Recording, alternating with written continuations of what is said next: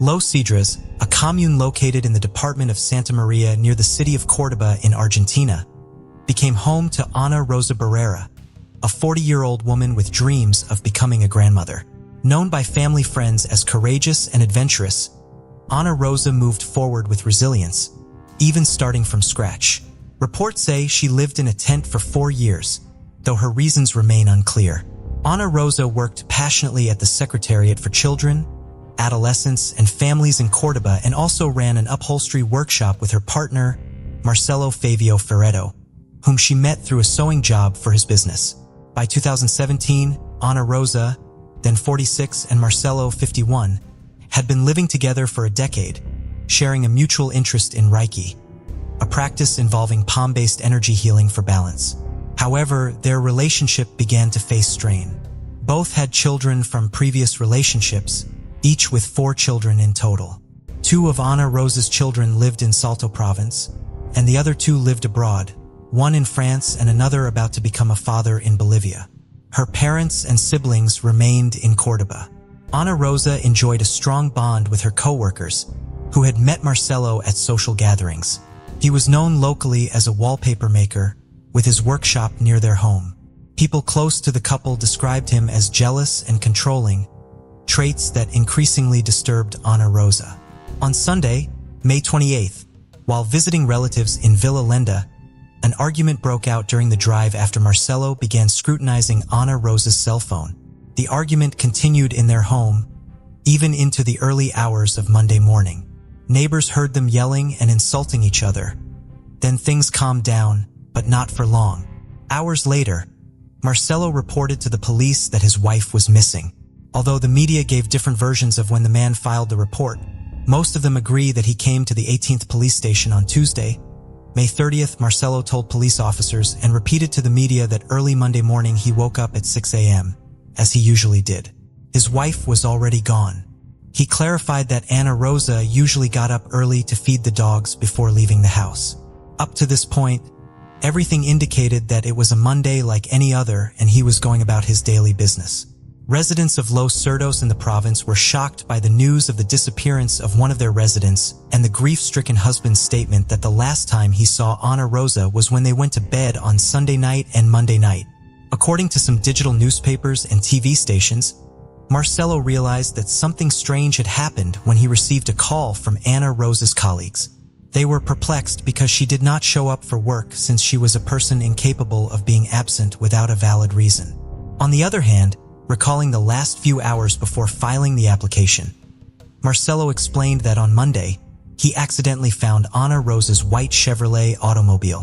When he went to do some shopping at the drugstore, the car was abandoned on Rainier Avenue in front of a beauty salon in the Santa Isabel neighborhood, almost halfway between where they lived and her work. His wife's belongings and keys were in the car. Only her cell phone was missing. The man claimed he had tried to call her, that he, her friends, and children had left messages, but there was no response. Ana Rosa sent her last WhatsApp message at 22:40 on Sunday, May 28th. People close to the case said it is not known what may have happened or whether she was the victim of a crime. Since filing the report, Marcelo has been in constant communication with police and has also made attempts to locate the woman on social media and through the media. In an interview with reporters, he said that Ana Rosa was going to go to the gym early on the day she went missing to swim and then make an appointment with a trauma surgeon. Marcelo stated that the most important thing to him was that she was home. When asked about how he found the car, he said that when he came out of the pharmacy on Monday afternoon, he saw the car in front of a beauty and massage parlor. Marcelo explained that Ana Rosa had a neck pain the day before, so he decided to inquire if she was at that salon. He also said that since he had the key to the car, he opened it and checked her belongings. According to the man, he initially thought that Ana Rosa had left because of an argument that took place early Monday morning, adding that according to his Reiki teacher, if she decided to leave, he should leave her alone. Prosecutor Alejandro Peralta Atenello of Altagracia took over the case. The investigation began immediately. Initially, several hypotheses were put forward. On the one hand, there was the possibility that Ana Rosa was the victim of kidnapping or robbery, also considered the possibility of revenge.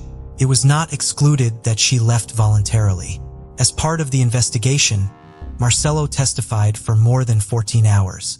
On Wednesday, May 31st, he gradually began to fall into a series of contradictions that, in the eyes of the investigator, showed him less and less as the distraught husband of the missing woman and more as the prime suspect in her disappearance. Everything Marcelo was saying made no sense to the detectives. Moreover, his moods went through different stages that also alarmed the experienced forensic investigators.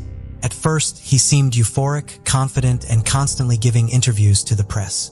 Then he began to extol his innocence, giving details that no one had asked about, and even tried to justify himself by talking about his relationship with Ana Rosa and her anger at him. Marcelo also began to say directly and without question that he could not have done anything wrong to his partner. The circumstances of the appearance of Ana Rosa's car at the scene where it was found and Marcelo's explanation of how he found it raised a number of doubts. According to witnesses living in the area where the car was found, it was left by a man in gray clothing, not a woman. As the hours passed, despair grew among Ana Rosa's loved ones, as despite intensive search efforts, there were no results. But while the search continued, investigative authorities continued to pursue the case. The prosecutor in charge of the case was convinced that Marcelo was hiding something and insisted that investigators dig deeper into the now suspect. On Friday, June 2nd, meeting with police officers again, Marcelo changed his attitude. He became calmer. But when detectives presented him with information from cell phone antennas showing his movements that didn't match his story, the man broke down and the truth came out. Marcelo confessed that he killed Ana Rosa and ran her down, then dismembered her to dispose of the remains. After confessing to such a brutal crime, the killer also revealed where he buried the dismembered body of the woman who had been his partner for the past decade. A few hours later, the police, supported by a canine unit, found the remains of Ana Rosa. At around 2:30 p.m., excavations were carried out, ending the search. Her dismembered body was in a hole. Marcelo had dug it himself on a dirt road located in the countryside, opposite the factory and separated by about 200 meters from Highway 5, which connects the provincial capital with the town of Altagracia. According to Prosecutor Peralta Ateno, the place was well known to the perpetrator as he often visited it to perform some work related to his profession. Everything Marcelo had said on previous occasions, with the exception of mentioning the quarrel that took place early Monday morning, was a lie. Step by step, for the family and friends of Ana Rosa, their worst nightmare came true. All the prayers and pleas that for days had been directed to her return, at that moment turned into requests for repose, comfort, and punishment of the perpetrator. Tears of uncertainty turned into tears of irreparable loss, and into anger at the murderer who had been playing with the feelings of acquaintances and strangers for days, and thought he could fool the authorities and escape justice. Those who knew him agreed that he was a jealous and manipulative man and kept Ana Rosa busy with his questions and demands. Marcelo's need for control became apparent. In the midst of the investigation, he hacked into the victim's social media account. Although pleased that he was only now able to crack the password, according to the profile compiled on him, it turned out that there were indeed all the woman's passwords even before he killed her. According to the reconstruction of events, the killer and his victim had been fighting all weekend before she was reported missing, and it was Marcel's unhealthy jealousy that unleashed all this hell. When in the midst of an argument, the man took a sledgehammer and struck her several times until she died. He then attempted to place the lifeless body in the car, but when that failed, he took a knife and began dismembering it. He then placed the remains in his vehicle and drove them to a location where they were discovered several days later. Following the guilty plea, a new search was conducted on Friday at the home where the defendant and Ana Rosa resided. Several tools were found as a result of the search, including cleavers and knives of various sizes.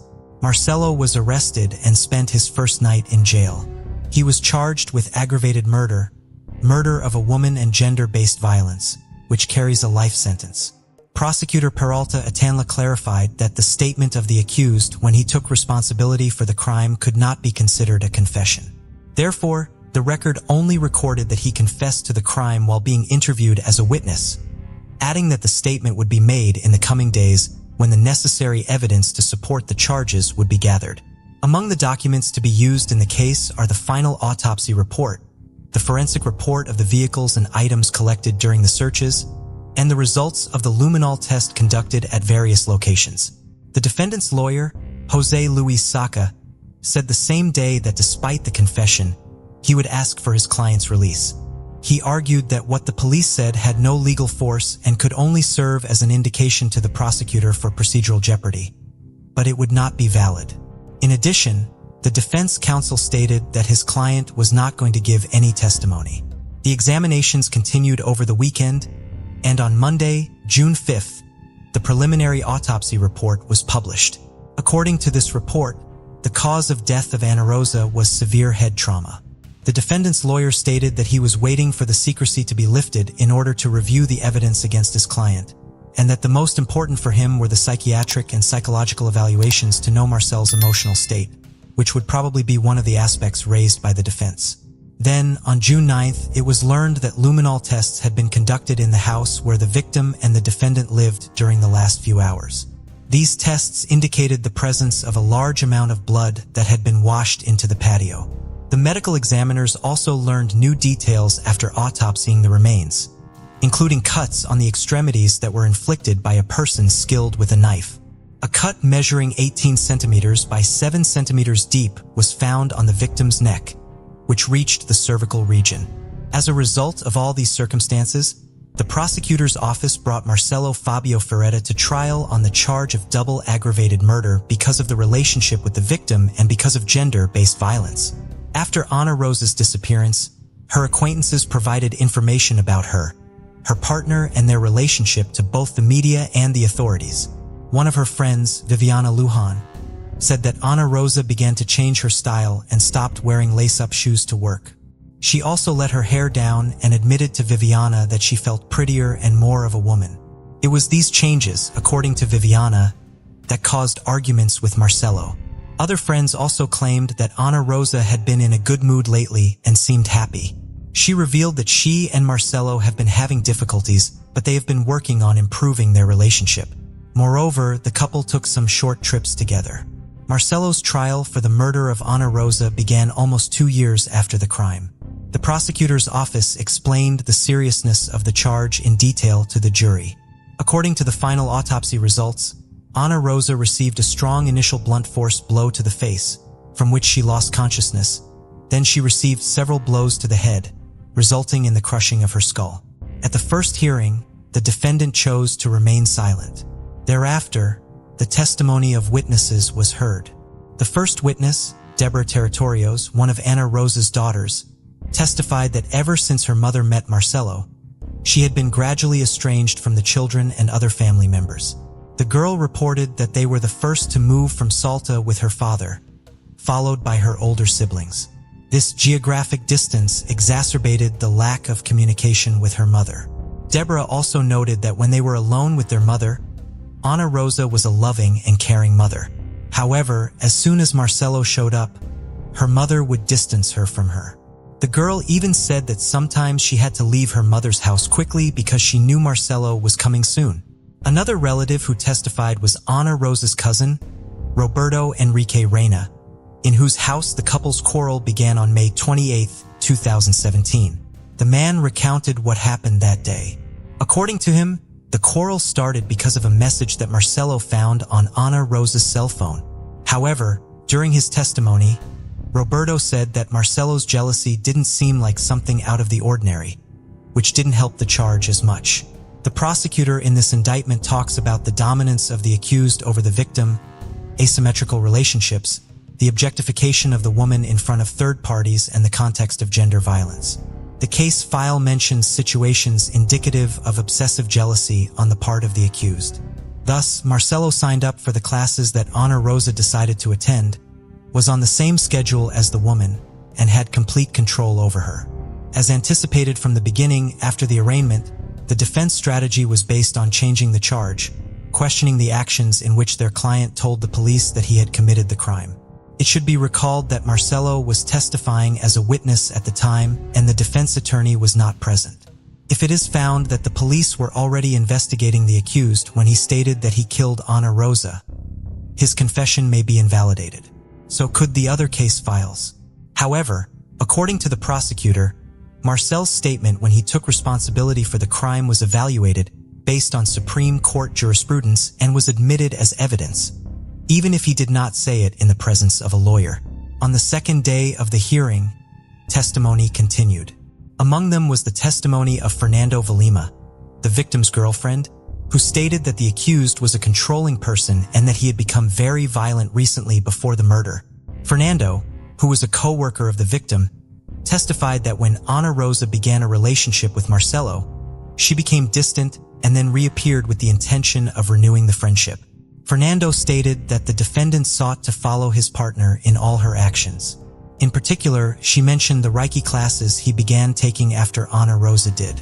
The indictment also states that after beginning energy harmonization therapy, Ana Rosa told her friend that she felt good, that she had been able to repair her relationship with her mother, sister, and children, and that she planned to visit her son who lived in Bolivia.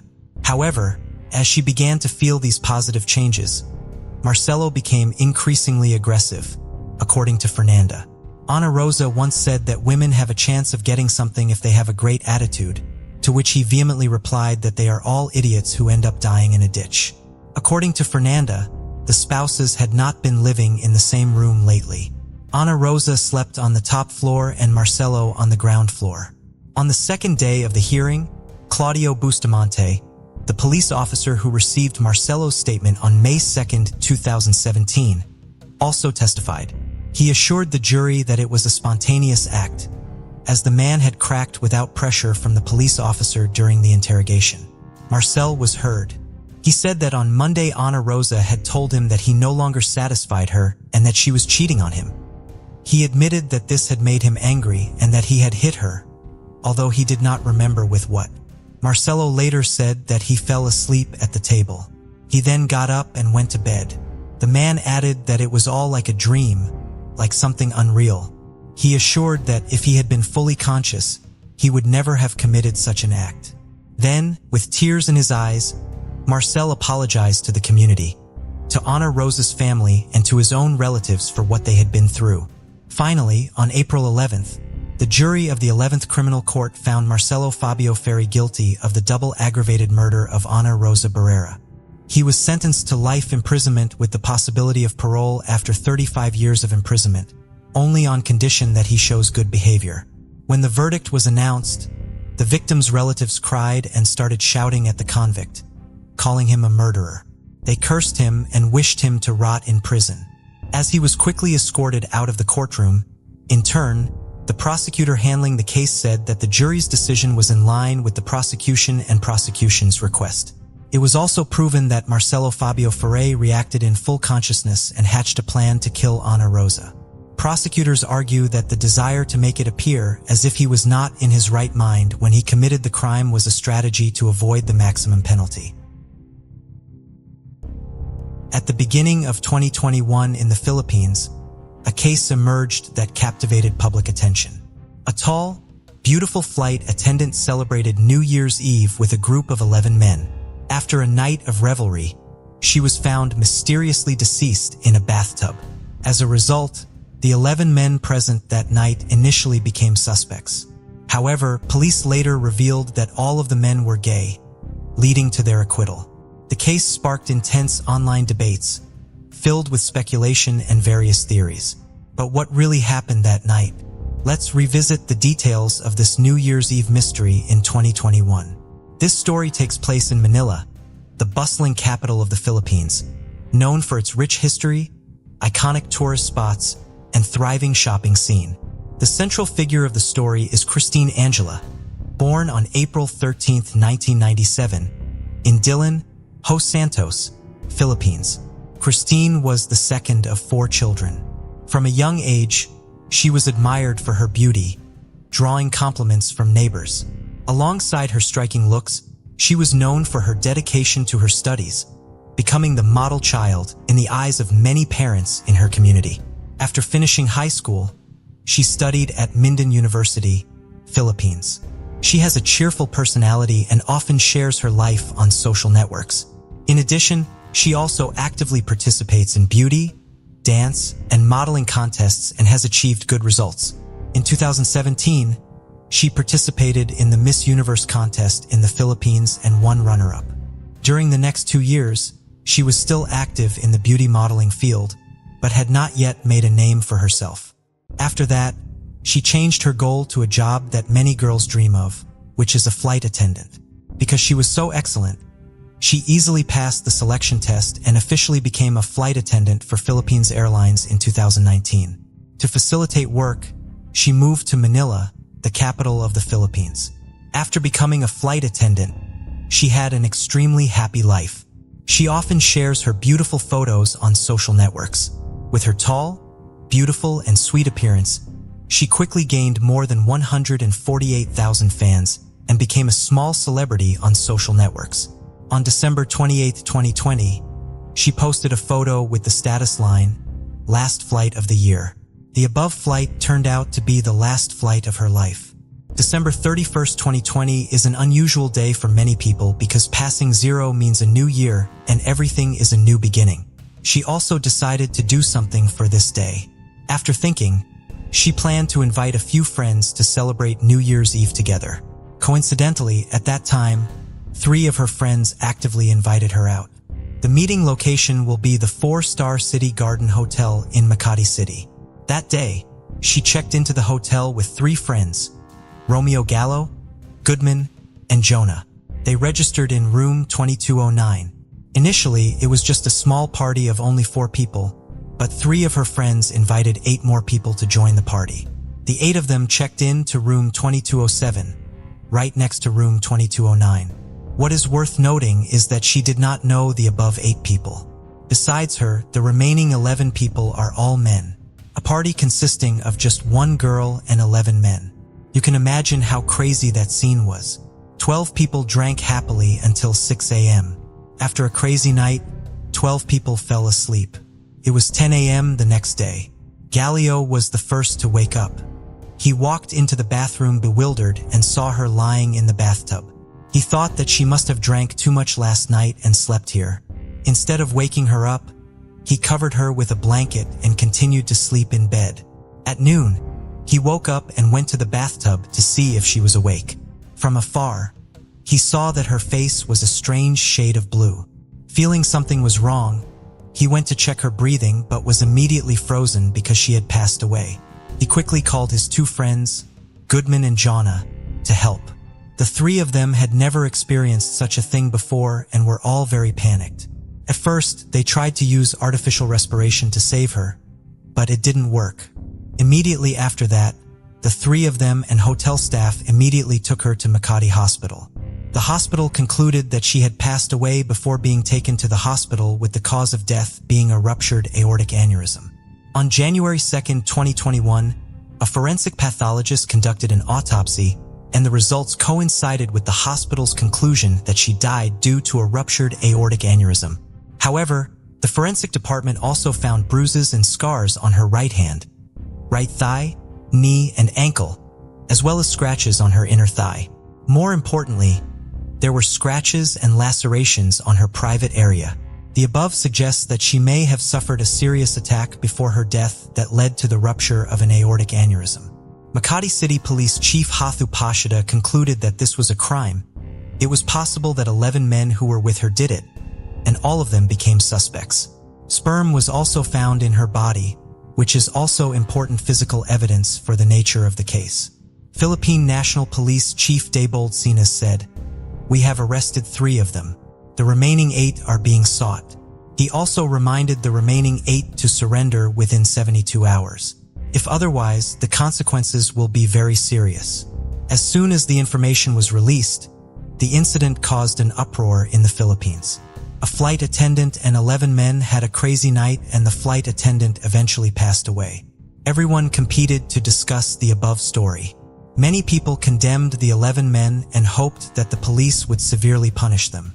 Some others condemned her for playing around and not knowing when to stop. Logically, the police have announced the conclusion of the case. Now they are only waiting for the suspects to be arrested and interrogated.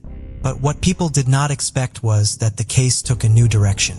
After being arrested by the police, the 3 suspects continuously screamed and claimed they were wronged. The three of them and she were really close to each other and they never thought about harming her. Meaning she passed away naturally and it had nothing to do with them.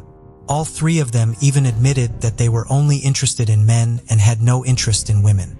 They were all gay and she knew that, so she was willing to play with them.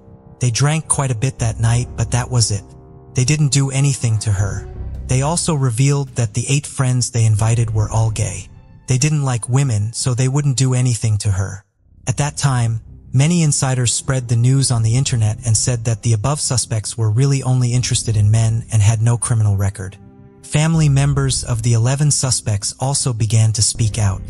They doubted the police's ability to handle their work and thought that the police had unjustly concluded the case without any investigation, which was unreasonable. The police at that time were a bit confused as to why so many homosexuals suddenly appeared. Was the case judged wrongly? Looking back at the above issue, the police investigation indeed had mistakes and contradictions. First, the police said there was semen in her body, but they never compared it with the suspect's DNA and directly came to a conclusion. This is a strange thing. Second, although the forensic examination report could prove that she had injuries on her body, they could not determine how those injuries were caused. In addition, through the hotel's surveillance cameras, it can be seen that she had proactive behavior in rooms 2207 and 2209 with a very relaxed expression and no forced behavior at all. And at 11:38 p.m. on December 30th, she was holding a glass of wine and chasing 2 men from room 2207 to room 2209. During that time, she also called her mother and told her that she had a romantic night. Great leftovers at the hotel. At 2:50 a.m., she held the hand of a man with a happy expression and walked out of room 2209. At 2:52 a.m., the man just brought her to the door of room 2209. The two of them continuously rang the bell and knocked the door. At that time, she intentionally kissed the above man. Looking and acting, you can see that he doesn't seem to like it at all. His gestures are a bit reluctant, and he tries to use his hand to ring the doorbell. And that man is Goodman, one of her 3 friends. At 4:30 a.m., she seemed drunk and a little stiff and was carried by a man to room 2209. At 6:23 a.m., the camera recorded the image of her drunk and being carried back to room 2209 by her friend. In addition to the images recorded by the camera, there is also another photo taken by her friend before she passed away. The image shows her sitting in front of the toilet in a drunken state and raising 2 fingers in a V shape. After the surveillance video was released, many people thought that her friends were very trustworthy. They constantly took care of her and took her back to her room.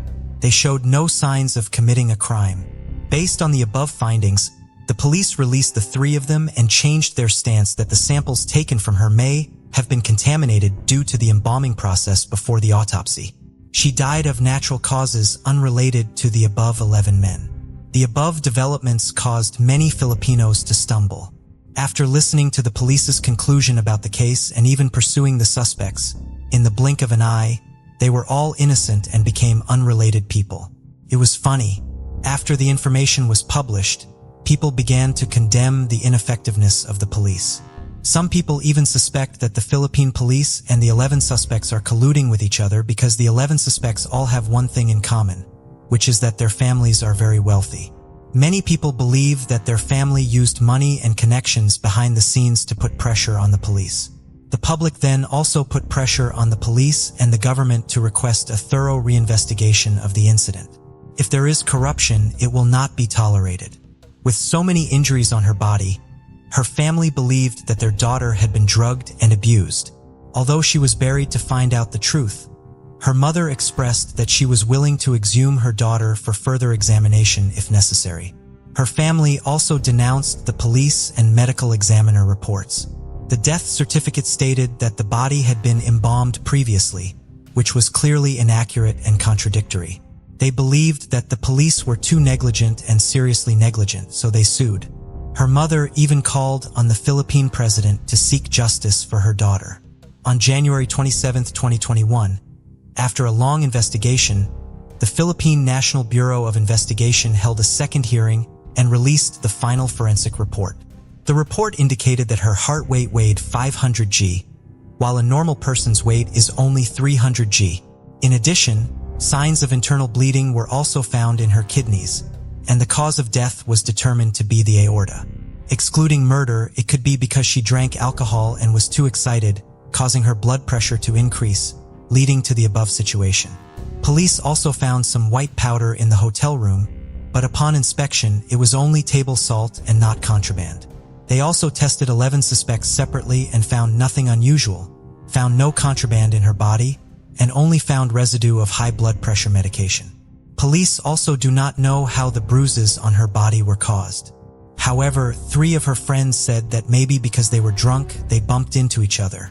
In addition, during the process of taking her to the hospital, the hotel provided a wheelchair because she could not sit, so it may have been scratched during transportation. On April 23, 2021, the police released a 19-page examination report stating that the evidence provided was insufficient to prove that this was a murder. Her friends performed CPR and sought help from the hotel as soon as she was found, nor did they have a motive for the crime. In the end, the police officially dismissed the charges against the 11 defendants due to lack of evidence, and the case was closed. Although the case has officially closed, public opinion has not stopped. Her family continues to accuse the 11 men of crime and perjury. 5 of the above 11 people also filed a complaint against her family for framing innocent people and defaming them online. On February 7, 2022, more than a year after her death, police dismissed all charges related to her death. They also indirectly informed everyone that the case was over, so stop wasting time and effort. The reason why the above case turned 180 degrees was because the person in charge of the case, Harold Depositar, immediately made an arbitrary statement without a full investigation, pointing out that it was a murder and the perpetrators were those 11 men. This is clearly irresponsible. Additionally, the autopsy report issued by medical examiner Michael Nick Sarmiento was also not rigorous or accurate enough, so both of them were fired. In addition, the incident occurred during the epidemic period. The original policy stipulated that each room had only 2 people, but the City Garden Hotel allowed the group of people to hold a party. Therefore, the hotel was also fined a suspension of business for half a year, and an idle payment of $10,000 was imposed. What's worth noting is that when I read related articles, I saw that most people criticized her. Even if she likes to play around, that is not a death penalty. This can be used as a warning for people to pay more attention. So don't blame the victim. Anyone who doesn't appreciate themselves will die, whatever you think. Let's keep our mind peaceful so that good things will come to us. And you, what do you think about that girl's death? Or do you have doubts about those 11 young men? At first, this story may seem predictable, but it quickly takes unexpected turns, resembling the plot of a gripping crime novel or movie. However, this isn't fiction. It all truly happened. It's May 2005, and 36-year-old Candy Williams has just moved to Gulfport, Florida, on the West Coast. The move symbolizes a fresh start after a challenging chapter in her life. Several years prior, Candy had battled intestinal cancer. After the tumor was removed, she underwent months of chemotherapy, followed by a long recovery period. The experience left her wary of a relapse, but as a born optimist, she fought hard to stay positive and avoid slipping into fear or doubt. Her parents were a constant source of support throughout the ordeal, and, eventually, Candy managed to overcome the disease. Florida quickly won her over, as if the state itself offered a magical new beginning. She found a well-paying job as a school teacher and settled into a pleasant rental house. Yet, there was one thing missing, a man to share her life with. After unsuccessful attempts at meeting someone in person, Candy turned to online dating. However, her experience was less than fulfilling, and the friendships she made on the dating site never blossomed into anything serious. Disheartened, she stopped using the site altogether. One August morning, as Candy jogged along the beach as she often did, she was passed by a tall, handsome man who smiled at her as he ran by. She smiled back, a momentary exchange that felt light and fleeting. Little did she know, this encounter would change everything. Candy continues running, but after some time the sky is covered with clouds. Wanting to avoid the rain, she goes to a beach bar. There she unexpectedly meets a man from the beach, who is sitting at one of the nearby tables. The man starts a conversation and sits down to join the woman.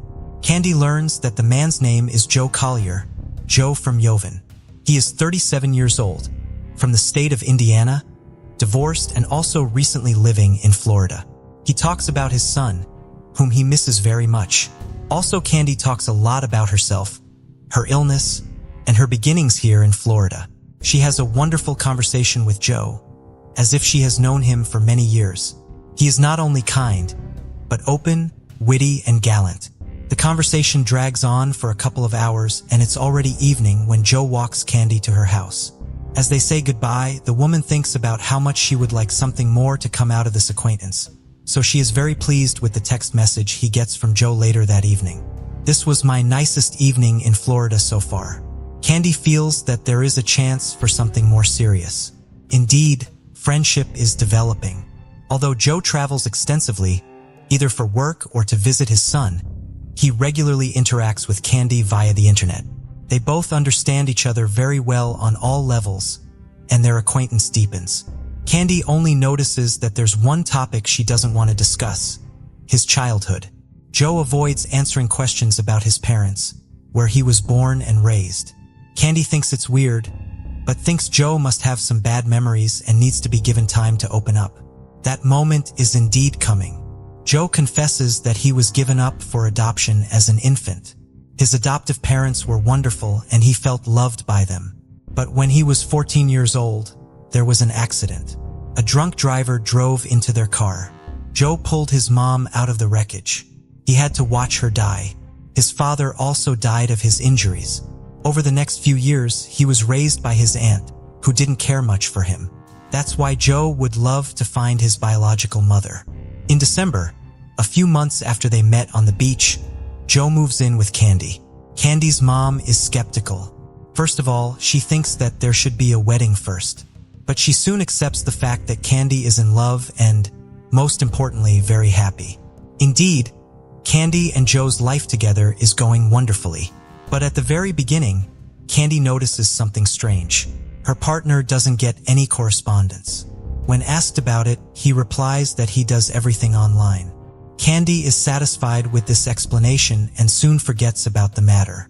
But just a few days later, it turns out otherwise. Candy goes to Joe's car to get something and notices a whole bundle of correspondence addressed to her partner lying on top. The envelopes are wrapped with a rubber band. Candy takes the bundle in her hand and by the annotation on the envelope immediately notices the mailbox number. It seems that the man is hiding something from her. Agitated, she runs up to Joe and throws the letters at him. She feels cheated. The partner tries to calm her down and explains that these letters are from his ex, who can't leave him alone. He didn't say anything to Candy because he didn't want to upset her. He assures her that he loves her, and that he can give the ex his latest address if it makes such a difference to Candy. The woman feels disappointed, but quickly forgives her beloved. Joe and Candy spend Christmas together with her parents. With his endearing manner, Joe immediately wins her mother over. She is also full of sympathy for Joe, as she has heard from her daughter about the tragic death of his adoptive parents. So she writes, "Happy birthday from Mom." On the gifts, Joe has tears of emotion in his eyes and says he has never experienced something as wonderful. Candy's father has a completely different attitude towards Joe. He doesn't like him and is full of distrust towards him. When asked why, he can't justify it. Candy does not care. She is happy and in love. The honeymoon period lasts a few more months and ends completely unexpectedly when Candy returns from work one day. A woman enters the house and stops in the doorway. The interior is covered with sticky notes. They're everywhere. On the walls, on the furniture, on the curtains, on the objects in the rooms, even on her slippers on the floor. It's just hundreds of pieces of paper. Candy notices that there is some kind of writing on each of them. He picks up one, then looks at the other. There's the same handwritten sentence by Joe everywhere. "I can't. It's too hard." A few pieces of paper have the inscription, "Don't look for me." The cards are also in the dressing room, in the bathroom, in the kitchen. Joe had to spend hours on it. There is something so pathological about this that Candy is overcome with horror. Nevertheless, she taps out Joe's cell phone number. The machine informs her that no such number exists. This comes as a great shock to her, especially since nothing, absolutely nothing, foreshadowed the sudden breakup. No message is coming from Joe. There is no explanation. Candy experiences all this very strongly, also due to the form in which the breakup took place. 2 years pass, it's June 2008. One day, Candy is sitting on the beach when suddenly the phone rings. Turns out to be Joe. Candy wants to hang up right away, but Joe begs her to at least listen. He apologizes to her for the pain he has caused her and explains his bizarre behavior at the end with his difficult childhood. He asks for another chance. Candy categorically refuses, but agrees to continue the conversation. Joe shares with her the news that he has met his biological mother and sends a photo of her over the phone. Candy openly says she doesn't believe the story is true. To this, Joe says that his mother has invited him to join her in Atlanta for dinner and asks Candy to accompany him. It would be less than an hour one way by plane for her. Candy declines. After this conversation, she doesn't know what to think. She feels anger mixed with sympathy. In the end, Candy, after another phone call from Joe, agrees to the meeting, informing him, however, not to count on anything more than friendship on her part. As it turns out, Linda, Joe's biological mother, lives with her partner in a beautiful house in a posh Atlanta neighborhood. During the meeting, everyone is unusually polite to each other. Although the conversation is only about neutral topics, the atmosphere is somehow strangely tense, and in Candy's perception, this is not explained by the fact that the meeting includes people who have just met. Candy can't get rid of the impression of some artificiality, and the thought even runs through her head that Joe directed the whole situation, and the couple she met are complete strangers to him. To top it off, a stranger calls Candy in the middle of the meeting, informing her only that Joe is a liar and that she will call later to tell her more. Candy doesn't mention to anyone present what she has just heard, and looks forward to the end of this strange visit. At the airport, she says a cold goodbye to Joe, promising herself in her heart that she will never see him again. In the evening, when Candy is already in bed, the unknown woman calls again. She says her name is Leah and she is Joe's wife. Candy learns that Joe regularly came to visit her in Indiana and spent time with her and their son, all of which, it turns out, took place while he was with Candy. Leah adds that he warned her about Joe, who is a notorious liar and cheater. Candy is moved by the fact that one can lie like that for a long time. Joe wasn't even divorced. Candy doesn't even believe the story about his difficult childhood anymore. Even though Joe is no longer her partner, the conversation with Leah is an additional shock to her. When not much later, Joe calls and assures her of his love. Candy calls him a liar and hangs up. A few weeks later, Candy's father suffers a heart attack. For a week, he lies in a coma. His condition is hopeless, and finally Candy and her mother agree to disconnect him from the medical equipment.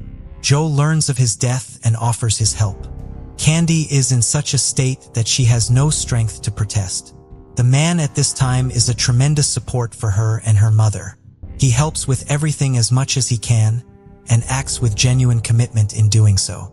On top of this, he does everything to make Candy want to be with him again. Eventually, the woman breaks through and agrees to let Joe move in with her. Naturally, Candy is still distrustful, but their living arrangement goes quite well. One day, while Candy was at work, a friend calls her. She informs her that she has found Joe's profile on the dating site she uses, and the profile, as is immediately apparent, is currently in use. Candy goes to the link sent to her. From the photo, her partner looks at her, informing her that he is a successful entrepreneur and currently single, who values family life and a sociable nature in a partner, and is currently looking for a new relationship. One of the photos he posted was even taken together with Candy. Joe just cut her out of the frame. It's already too much for a woman. She throws her boyfriend out of the house. After a few days, strange things begin to happen in her house. The air conditioner stops working, and later also the laundry dryer and refrigerator. In each case, as it turns out, the cause is cut cables. After a few days, emails start arriving to Candy. Their contents make it seem as if they were sent by various friends of Joe's who want to stand up for him, such as this content. Hey, it's Mark. It's a shame that you and Joe have split up. Joe is completely heartbroken, or he loves you more than life. He's a wonderful man. Give him another chance. Candy does not respond. The next emails are already in a completely different tone. He will be better off without you. May the worst happen to you. Candy is considering reporting this to the police when suddenly the emails stop. A month later, while Candy is mowing the grass in front of her house, a strange man suddenly appears next to her. From what he says, it appears that Candy corresponded with him earlier, arranged to have sex with him and agreed to meet, and he just came for her. When Candy denies it, the man pulls out of his pocket a piece of paper with a printout of an email, and Candy's address listed there. When the woman states that she didn't write it, the man gets angry and shouts that he won't allow her to play games, and that Candy has to go with him. The woman runs up to the car and tells the policeman that she is being harassed. The man leaves her property only when one of the policemen threatens him with immediate arrest. Candy immediately opens her laptop and, just a few moments later, finds an ad posted online by someone claiming to be her. There is a photo of her and a notice that ready for anything. Candy is looking for sexual adventures, including orgies, triangles, and lesbian experiments. Next to it is given her address and phone number, as well as details of where she works. Candy, of course, suspects who is behind these ideas and considers reporting it to the police. She doesn't do so only because the ad soon disappears and peace returns again. Unfortunately, it doesn't last more than a few months. It's May 2009 and Candy is sitting in a restaurant with her friends. As she heads to the restroom at one point, Joe suddenly stands in front of her. The man in a lofty tone proclaims that he can't live without her, then falls to his knees, pulls out a ring and proposes to her. Candy wants to leave, a scuffle ensues. Joe shows her the inscription, Candyman, which he tattooed on his forearm, then pulls out a knife and waves it in front of her nose. Candy runs out of the premises, still calling out to her friends that Joe is here and that he has the knife with him. Rushing to the house, Candy calls the police. Officers soon show up at her place. She tells them about the whole incident, as well as her previous problems with Joe. Candy is shaken. That night she can't sleep. The next morning, as the police officers advised her, she applies for a temporary restraining order for Jovan Collier. The application is formally approved. From now on, Joe has to stay away from her, but he by no means gives her a break. He sends her dozens of emails a day. They are confessions of love mixed with threats. This goes on for a few days and then the emails suddenly stop coming. A month later, Candy receives an email from Leah, Joe's ex-wife, who writes to her that Joe is dead. He committed suicide. However, he left things that belong to Candy, along with information to send them back to her. In the email, Leah asks if she could send them back. Candy is touched, but most of all she realizes what this news means to her. It's finally the end of her troubles. So she writes back that she agrees. She adds the question of what exactly happened and when, but receives no answer. It doesn't seem suspicious to her. Besides, she has no reason not to trust Joe's ex-wife. A few days later, a package arrives at the school address addressed to Candy. The woman takes it to an empty classroom and opens it, then jumps back in horror. In the box lies a decapitated pig's head. The school management calls the police. The officers, learning the backstory of the whole affair, ask Candy who, since Joe is dead, could be threatening her. Candy has no idea, so the officers suggest to her that perhaps Joe's ex-wife lied to her after all, and that perhaps she is now acting in conspiracy with him. This doesn't seem likely to Candy, but either way she doesn't feel like contacting Leah anymore to check this information. She decides to call Linda, the woman she met as Joe's biological mother. Candy actually doubts that Linda, who lives in a beautiful house in a wealthy neighborhood, would be Joe's mother, but decides that she will find out something from her. Candy introduces herself and immediately asks if it is true that Joe is dead. Linda replies that it is not true. Candy takes a few deep breaths and tries to digest the information she has just heard. However, she has no idea that this is only a detail compared to what she is about to find out. Linda asks Candy if she already knows about the murders. Candy doesn't understand anything. Linda therefore begins to tell the whole story. As Candy already knows, Linda is Joe's biological mother. She gave birth to him at age 18 and, at the insistence of her own parents, gave him up for adoption right away. When 40 years later, new legislation created the opportunity to find out what her biological son's name is now, she found him and contacted him. She enjoyed this immensely and felt that it even allowed her to fill a gap in her own life. Joe told her that his adoptive parents had died in an accident when he was 12, and that he had been placed with their relatives, who created a foster family for him until he became independent. Joe also had a daughter and a son from 2 different marriages. This was the first time Candy had heard of the daughter. Linda was even more excited to meet her own grandchildren. However, sometime later, both her and her partner found Joe's behavior strange. So she hired a private investigator. It was he who came up with information that was shocking. The detective said that Joe's parents did not die in the accident at all. Joe's real name was Peter Zimmer. He was raised by Hans and Sally Zimmer, who adopted him shortly after his birth. Peter also had a younger brother, Perry. He too was adopted by Hans and Sally.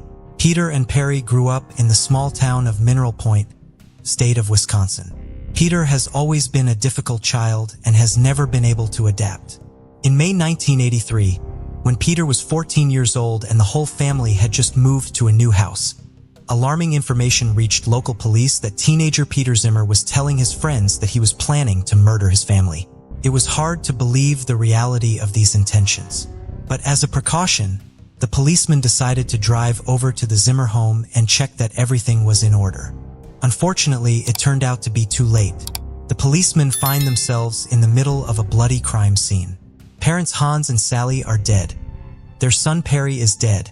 And since Peter is nowhere to be found, suspicion immediately falls on him. Information from the scene of the crime made it possible to reconstruct the course of events. Peter first waited for his father to return home, then fired 5 shots at him. He stabbed his mother in the head so hard that he completely crushed her skull, finally piercing her through. There were 15 blows in all. After delivering them, he dragged his mother's body to the shed. His 10-year-old brother must have heard what was going on in the house and hid under the bed, but Joe dragged him out of there and also stabbed him. Traces from the crime scene show that the child defended himself fiercely until the last moment. Peter Zimmer then took the keys to the family car and drove it for a ride. He was captured the same day and did not deny the murders at all. Due to his young age, Peter received a 3.5-year sentence, which he served at the Ethan Allen School, a facility for juvenile offenders. Appropriate to its name, it was more like a boarding school, except that it was surrounded by a barbed wire fence. The boys incarcerated there, however, had opportunities to play games in modern recreational areas and many other privileges, including even contact with girls. Peter met 19-year-old volunteer Belinda there, who soon became pregnant with him. Candy is like paralyzed. One thing she knows for sure, Joe is someone who will not hesitate to do anything. The woman is unable to sleep at night, afraid of every creak of the door. First thing in the morning, she goes to the police. She puts printouts of text from the internet on her desk to the officer on duty. The police officers are quite skeptical, but they check the information they receive. When everything is confirmed, even they are moved by the situation in which Candy has found herself. They stress that they would like to help her, but they have to stick to the rules. And as long as Joe has not violated the restraining order against Candy, they can do absolutely nothing. Candy tries not to break down, but it's not easy, especially since she still feels she's being followed. Sometimes she sees Joe following her in the car and she always keeps her distance. Nights, however, are a nightmare for Candy, especially since there are anonymous phone calls. Candy's mother, who lives in another city, dreads every phone call because each time she feels like the police are just calling to tell her that her daughter is dead. Candy buys herself a gun. She finds it hard to believe that the regulations allow a person with a no-contact order to drive a car behind her victim and hang around her house. Candy sends complaints and complaints wherever she can. Eventually, it has an effect. The prosecutor's office classifies Joe's actions as stalking of the highest degree. This changes the whole situation completely. As from this point on, Joe Collier is under investigation, and this means that the man can be arrested. Shortly thereafter, on October 21st, Joe is arrested while staying at a certain motel in the city of Savannah, Georgia State. When police officers personally tell Candy the news, the woman cries with happiness. In May 2010, Joe is sentenced to 3.5 years in prison. He serves his sentence and is released. Candy doesn't see him again, but news of more deceived women sometimes reaches her. According to the Cinemaholic website, Joe was again arrested in Waco, Texas, in July 2, 2014, for harassing his ex-fiancée after she called off their engagement upon learning of his dark past.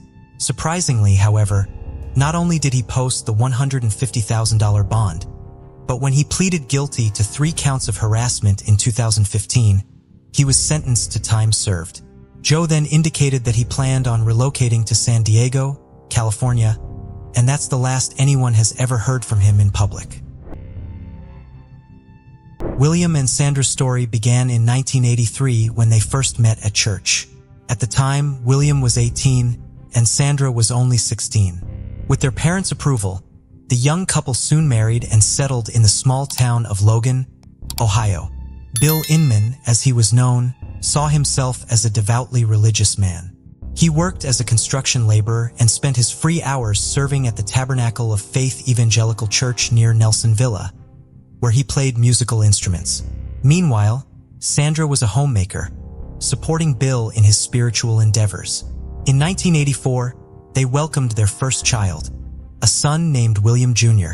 To keep things simple, the church community called Bill Father and the son Will. Will grew up over the years, and in 2001, at age 17, he met a 15-year-old girl who worked as a summer chef at a church event under remarkable circumstances. Like Bill and Sandra's love story, the young couple dated for 3 years, and when Summer came of age in 2004, they got married. The newlyweds immediately moved in with Will's parents in their spacious home in Logan. That same year, Bill turned 39.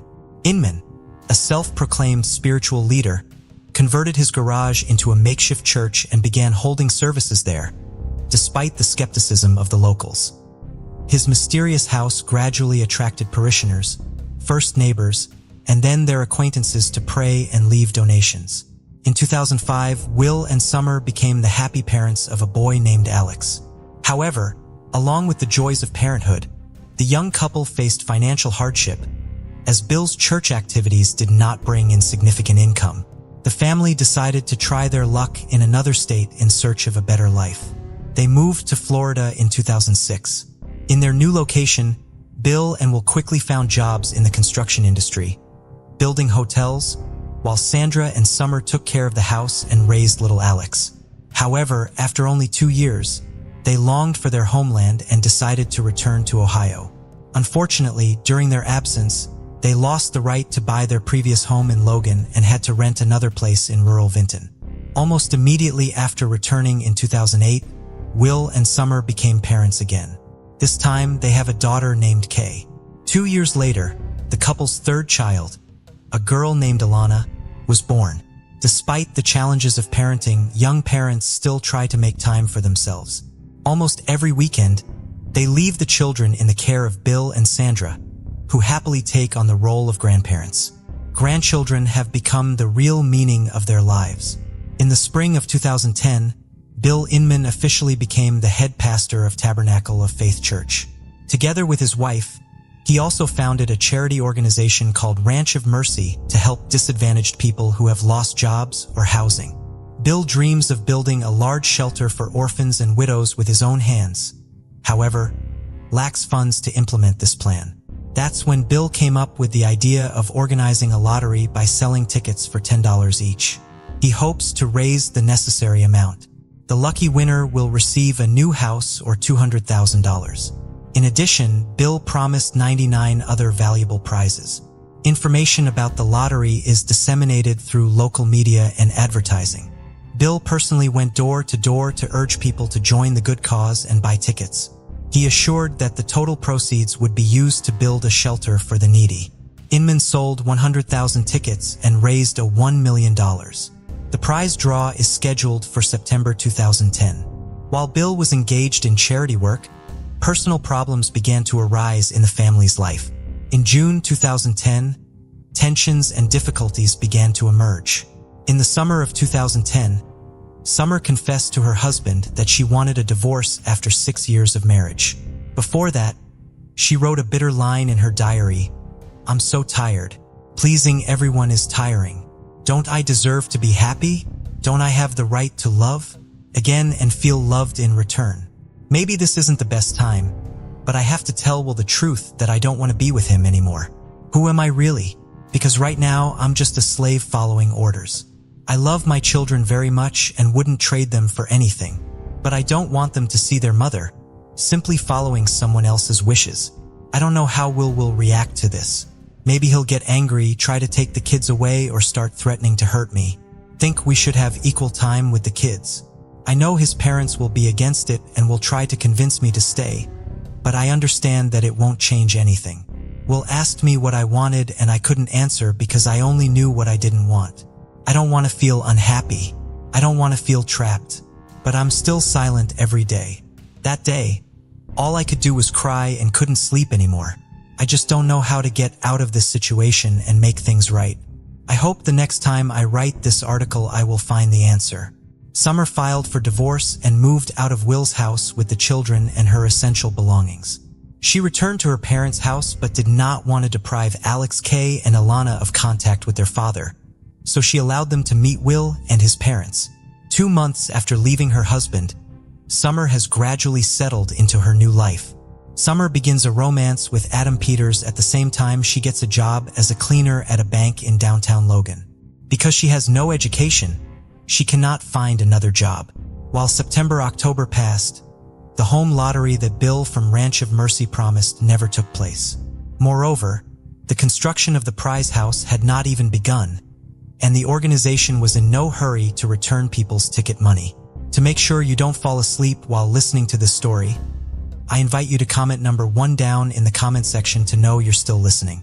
In early December 2010, the Inman family was notified that they would need to move out of their rented home due to debt. Knowing they had nowhere to go, Summer went to Adam for help. Will went to the house to pick up the remaining belongings, but his parents did not allow it, and did not even allow Summer to enter the house. She called the police and complained that her soon-to-be divorcing husband was threatening her and would not return her personal belongings. When law enforcement arrived, Will refused to let anyone into the house, threatened to shoot Adam, and even got into a fight with a police officer. In her statement, Summer said that before the wedding, she and Will had an ideal relationship, but after getting married, he changed suddenly, starting to control her every step of the way, becoming jealous and making baseless accusations. He dictates what his wife should do and interferes in the most intimate areas of life, from eating habits, housework, to sex. Summer's relationship can't even get enough sleep without her husband's permission. Will effectively placed her under house arrest, forbade her to leave the house, and hid her cell phone and keys. The woman admitted that Will dreamed of having 12 children with her and even planned to bring home a second wife. He can often be seen on websites for polyamorous families where he posts sexually explicit photos of himself. Will threatens to kill Summer if she dares to leave him. Once, he even took her beloved cat somewhere and then lied that they escaped through an open window, laughing and saying that she would never see them again. After his wife's accusations, Will tries to justify himself. He claimed that he took her phone and keys because he suspected she was cheating. As for the cats, he said he only took them to the shelter because they scratched furniture and attacked family members. Will is banned from coming near Summer and is sentenced to probation. At the same time, a custody battle broke out between the two families. Will's family filed a police report accusing Adam Peters of endangering Alex, Kay, and Alana. A terrifying event occurred late at night on March 22, 2011. Summer, 25, was finishing her shift at the bank as usual.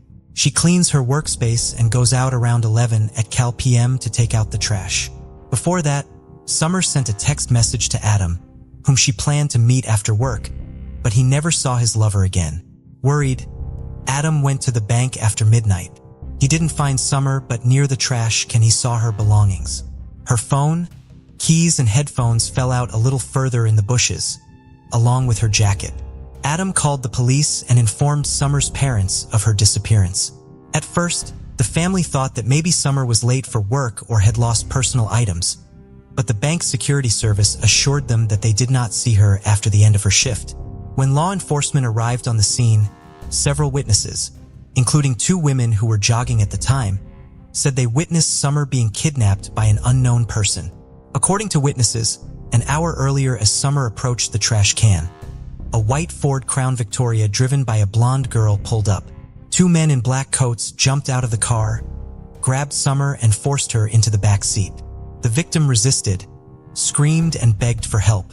One of the witnesses tried to intervene, but the female driver sprayed pepper spray in his face. The kidnappers then flee with Summer. The women immediately ran to the nearest police station and reported what they had seen. However, for some reason, law enforcement viewed their claims with skepticism. They even suspected that the witnesses made up this story for fun. An hour passed after Summer's parents contacted the police before they arrived at the crime scene, but unfortunately, it was too late. The missing woman could not be found while traces remained. News of the kidnapping of 25-year-old Summer immediately spread across local media. 100 of Logan residents rallied to help in the search, but days passed and hopes of finding Summer alive faded. Her parents tried not to think the worst. A few weeks before the tragedy, Summer posted a photo on Facebook with Adam and the children. In there, they looked like a happy family. This photo on Adam's page made Will really angry. There has been a silent confrontation between the 2 men for a long time. It turned out that Summer had met Adam before deciding to divorce her husband in the spring of 2010. Peters got a job working for a company that took care of their home and yard. That's where he met and fell in love with Summer. She initially rejected Adam's advances but eventually gave in. In her diary she wrote, "When our eyes met, I realized that the devil had a hold on me. I had not heard God's voice. I tried to stop myself. My mind screamed, 'Run. Get out of here now.' But I stayed and let Adam hug me, and then I regretted meeting Adam. That was the beginning of the end for Summer and Will's wedding." The woman realized she wanted to be happy when loving and being loved, so she filed for divorce 5 days before her disappearance. Will tried to challenge the alimony amount in court, not wanting to pay his ex-wife $150 per child per month, and asked for the amount to be reduced to $50. His annual income at the time was only $65,100. Will and his parents fought for sole custody, but the judge denied their request. Bill and Sandra also missed their grandchildren and the meaning of their lives after separating from Summer. The elderly couple lost a lot of weight and became emaciated. In March 2011, shortly after Summer's disappearance, police found the Inman family, including Bill, Sandra, and Will, hiding in the home of Bill's mother, a 70-year-old woman in Jackson County, Ohio. During questioning, all 3 agreed to assure that they had no involvement in Summer's abduction. They stated that on the night in question, they had gone to Cleveland to look at a new house, but on the way, their car broke down and they spent the night fixing it on the side of the road. They did not return home to Logan until the next morning. The manager said that they had always treated Summer well and rarely argued with her. However, since Adam Peters appeared in their lives, a dark streak began. Bill, Sandra, and Will called Adam a bad guy who had destroyed a happy and strong family. The police were interested in a white Ford Crown Victoria parked near Will's home. They confiscated the car's GPS device and checked its route. It turns out that the car was in Logan on the afternoon of March 22nd when the kidnapping occurred. The GPS went off at 5:30 p.m. that evening and only picked up again the next morning, March 23rd, in Logan. There was no evidence of the Inman family's trip to Cleveland. Furthermore, according to phone records, the suspect was in Logan during the night of March 22nd, 23, with information as of 7:30 a.m. on March 23rd. Bill, Sandra, and Will are seen at a car wash where they clean the entire interior of the car. Summer does not accompany them. They then travel to Cleveland where they replace the tires at an auto repair shop. The mechanic is surprised that Bill decided to replace the nearly new tires with old ones, explaining that he simply did not like the previous ones. The Inmans have also attempted to change the appearance of the car, removing the police lights they had installed near the side mirrors. After being arrested, Bill tries to convince his elderly mother that they have not committed any crimes and that these trials are God's punishment. However, after several hours of interrogation and realizing that all three of them face the death penalty, Sandra confesses that they kidnapped Summer that fateful night. The men in trench coats and balaclavas were her husband, Bill, and son. According to Sandra, the kidnapping was entirely her idea. She just wanted to scare Summer into letting her see the kids. But things didn't go as planned. Sandra said that she would plead guilty to murder and kidnapping, and that they would recommend a sentence of 9 years for murder and 3 years for kidnapping for a total of 12 years. In her confession, she said, "I think it was probably my idea more than anyone else's. I kept going on and on about kidnapping her to scare her and make her understand that I need to see the kids." Sandra said that Bill helped kidnap and put Summer in the car. When witnesses saw a blonde person driving, it was actually Bill. They waited for Summer near the trash can and kidnapped her, but the plan was only to scare her, not to kill her. She concluded it was all about trying to scare her. "We didn't think she was going to die." In her confession, Sandra made it clear that when Summer was pushed into the car, Will tied her hands, legs, and neck with plastic straps. Summer resisted and screamed, then suddenly fainted. Will notices that Summer no longer has any signs of life and he wants to cut the ropes and free her. He shouted for his mother, "Mom, where's the knife? I can't find it." While the family frantically searched for the knife, minutes passed and it was too late to save Summer. She suffocated. Sandra swore that they didn't want to kill her daughter-in-law, just wanted to scare her to resolve the custody dispute over the grandchildren and have a chance to see them at least on the weekends. On March 29, 2011, a week after the kidnapping, Sandra pointed out where they hid Summer's body. Her body was thrown into an abandoned well on the grounds of the church Inman's family attended, Faith Tabernacle Church near Nelsonville, 30 kilometers from the bank where Summer worked. Bill Inman participated in the construction of this temple, and 28 years ago, under the temple's dome, he and Sandra were married. When the police lifted the concrete cover of the well, a terrible scene met their eyes. Summer's body lay at the bottom, her head thrown in first. The victim was wearing the same clothes as on the last day of her life, a black t-shirt that read, "I don't have an anger problem, I have a stupid people problem." An autopsy showed that Summer died of strangulation with no other injuries on her body except for marks from plastic straps on her neck, wrists, and ankles. Sandra said that her original plan was to throw the body into the river, but then she decided that in the church, no one would definitely find it. The woman admitted her guilt and expressed sincere remorse for what she had done. Immediately after that, the trial took place. Bill, 49, and Will, 28, pleaded not guilty to Summer's murder. They barely spoke during the hearings and avoided eye contact with her parents. Only Sandra repented for what she had done and tried to take all responsibility on herself. She reiterated that the kidnapping was her idea. In her final statement, the woman asked for forgiveness from Summer's parents through tears. Emotions choked Sandra, but despite this, everyone understood that she truly regretted what happened. "Summer is like a daughter to me," Sandra sobbed. "If I could go back in time, I would never have taken this terrible step." In 2012, the court passed the verdict.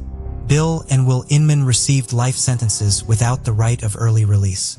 Sandra was sentenced to life in prison with parole after 15 years. Church friends and parishioners unanimously believe that Bill is responsible for everything in the Inman family. He is the one who makes the decisions. No one believes that the idea of the kidnapping was Sandra's. Everyone knows that Will was a spoiled boy from a young age and was pampered by his parents to his every whim.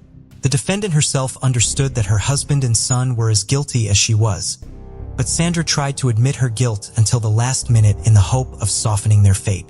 Alex, Kaylee, and Alana remained in the care of Summer's deceased parents for a long time without them being able to explain to the grandchildren where their mother, father, and grandfather had died.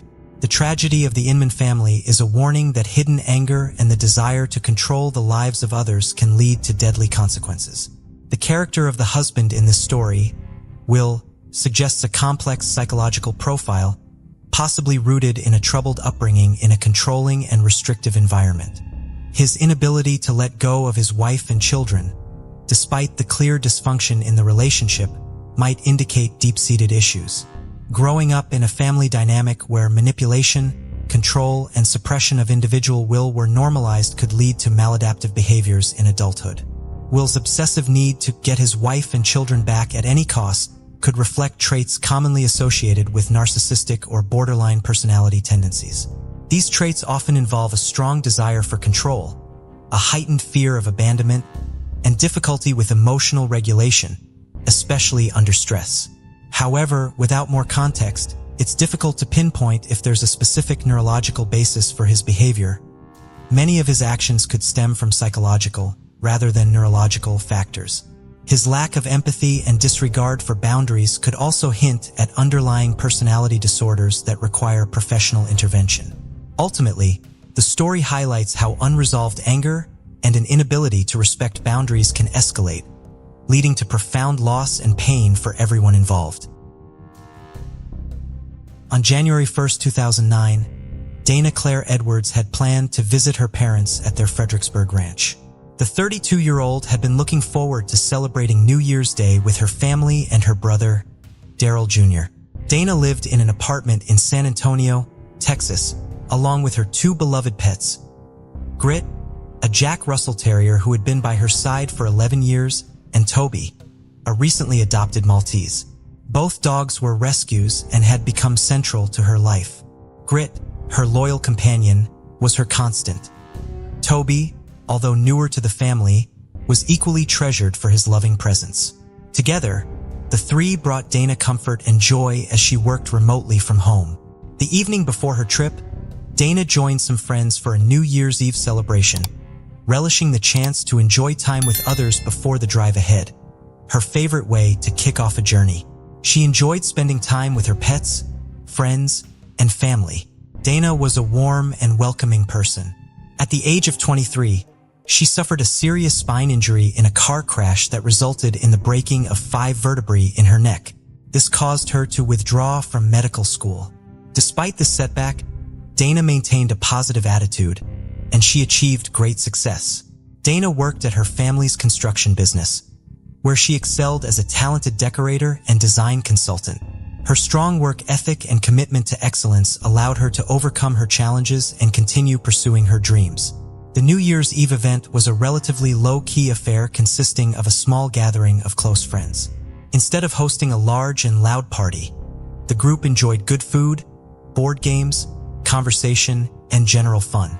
Dana Claire remained until 12:45 a.m. in order to ring in the new year with her friends. It was a short car ride for Dana Claire from her friend's home to her own apartment, and she did not wish to remain out too late as she intended to walk her pets and get up early for work the following day. However, Dana Claire failed to reach the ranch and remained unavailable for communication with her family, which was highly atypical. Deborah and Daryl, concerned by Dana's lack of contact, attempted to reach her on the evening of December 31st at 5:30 p.m. Despite knowing that she was attending a party that evening, they were greatly alarmed by her continued silence on New Year's Day and consequently made the decision to travel from the ranch to Dana's apartment. On the 2nd January, at around 3 a.m., they arrived at Dana Claire's apartment. Upon their arrival, Deborah and Daryl found the apartment to be in a normal state in terms of appearance, but there was a sense of eeriness. Dana's two pets, Grit and Toby, would usually greet her parents upon their entrance, but they were nowhere to be found. As they proceeded through the apartment, they discovered a disturbing discovery. Dana Claire was found lying face down on the floor between her bathroom and office with a towel covering her face. Upon touching her leg, Deborah discovered that it was cold, indicating that she was deceased. Amidst the chaos, a small frightened Toby emerged from a hiding space in the apartment, clearly shaken by the events. There were no signs of Grit, however, and she remained missing. Initially, during the investigation, it was believed that Dana Claire's death was an accident and that she may have fallen and hit her head on the floor. However, this soon changed. The autopsy revealed that the cause of her death was asphyxia due to strangulation, and there were signs of blunt force trauma to her head, indicating that it was not an accident. It was determined that Dana Claire was murdered. Police were required to review her movements, They were aware that she had attended a New Year's Eve celebration and had returned home after the event. Therefore, they needed to determine if she was being followed home by someone, if she arrived at her apartment with someone else, or if another person entered the building later. There were no signs of a break-in or forced entry in the apartment. No items had been stolen. The only missing item was Grit, Dana Clare's dog. This led police to suspect that Dana may have been attacked by someone she knew, and that the obvious starting point for their investigation would be to speak with all those who attended the party. On January 7th, police recovered Grit's body from 2 miles away from Dana's apartment. Grit had been beaten severely, and his remains appeared to be thrown from the Olmos Basin overlook. Police believe the attack on Dana and Grit was a targeted attack, not an opportunistic one. It was not long before the police focused their investigation on a particular individual. John Thomas Ford was the subject of their interest. Thomas was present at the event in question that evening. Thomas and Dana Clare had been in a relationship for 2.5 years prior to this incident. While they had not officially lived together, their relationship was considered to be a serious one. In the summer of 2008, the two individuals realized that their goals in life differed significantly. Thomas desired to pursue a new career path, while Dana Clare wished to establish herself and start a family. Consequently, in September 2008, they mutually decided to end their relationship. It was apparent that Thomas was deeply affected by the breakdown of the relationship with Dana Clare. He wrote numerous letters to her expressing his love for her and expressing his dismay. He was in such a state of distress that he could not sleep. Despite this, they remained in friendly terms as they shared many friends and lived in close proximity to each other.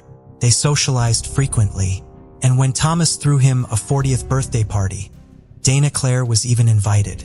This event took place in October 2008, and they met up at several other social gatherings between then December of that year.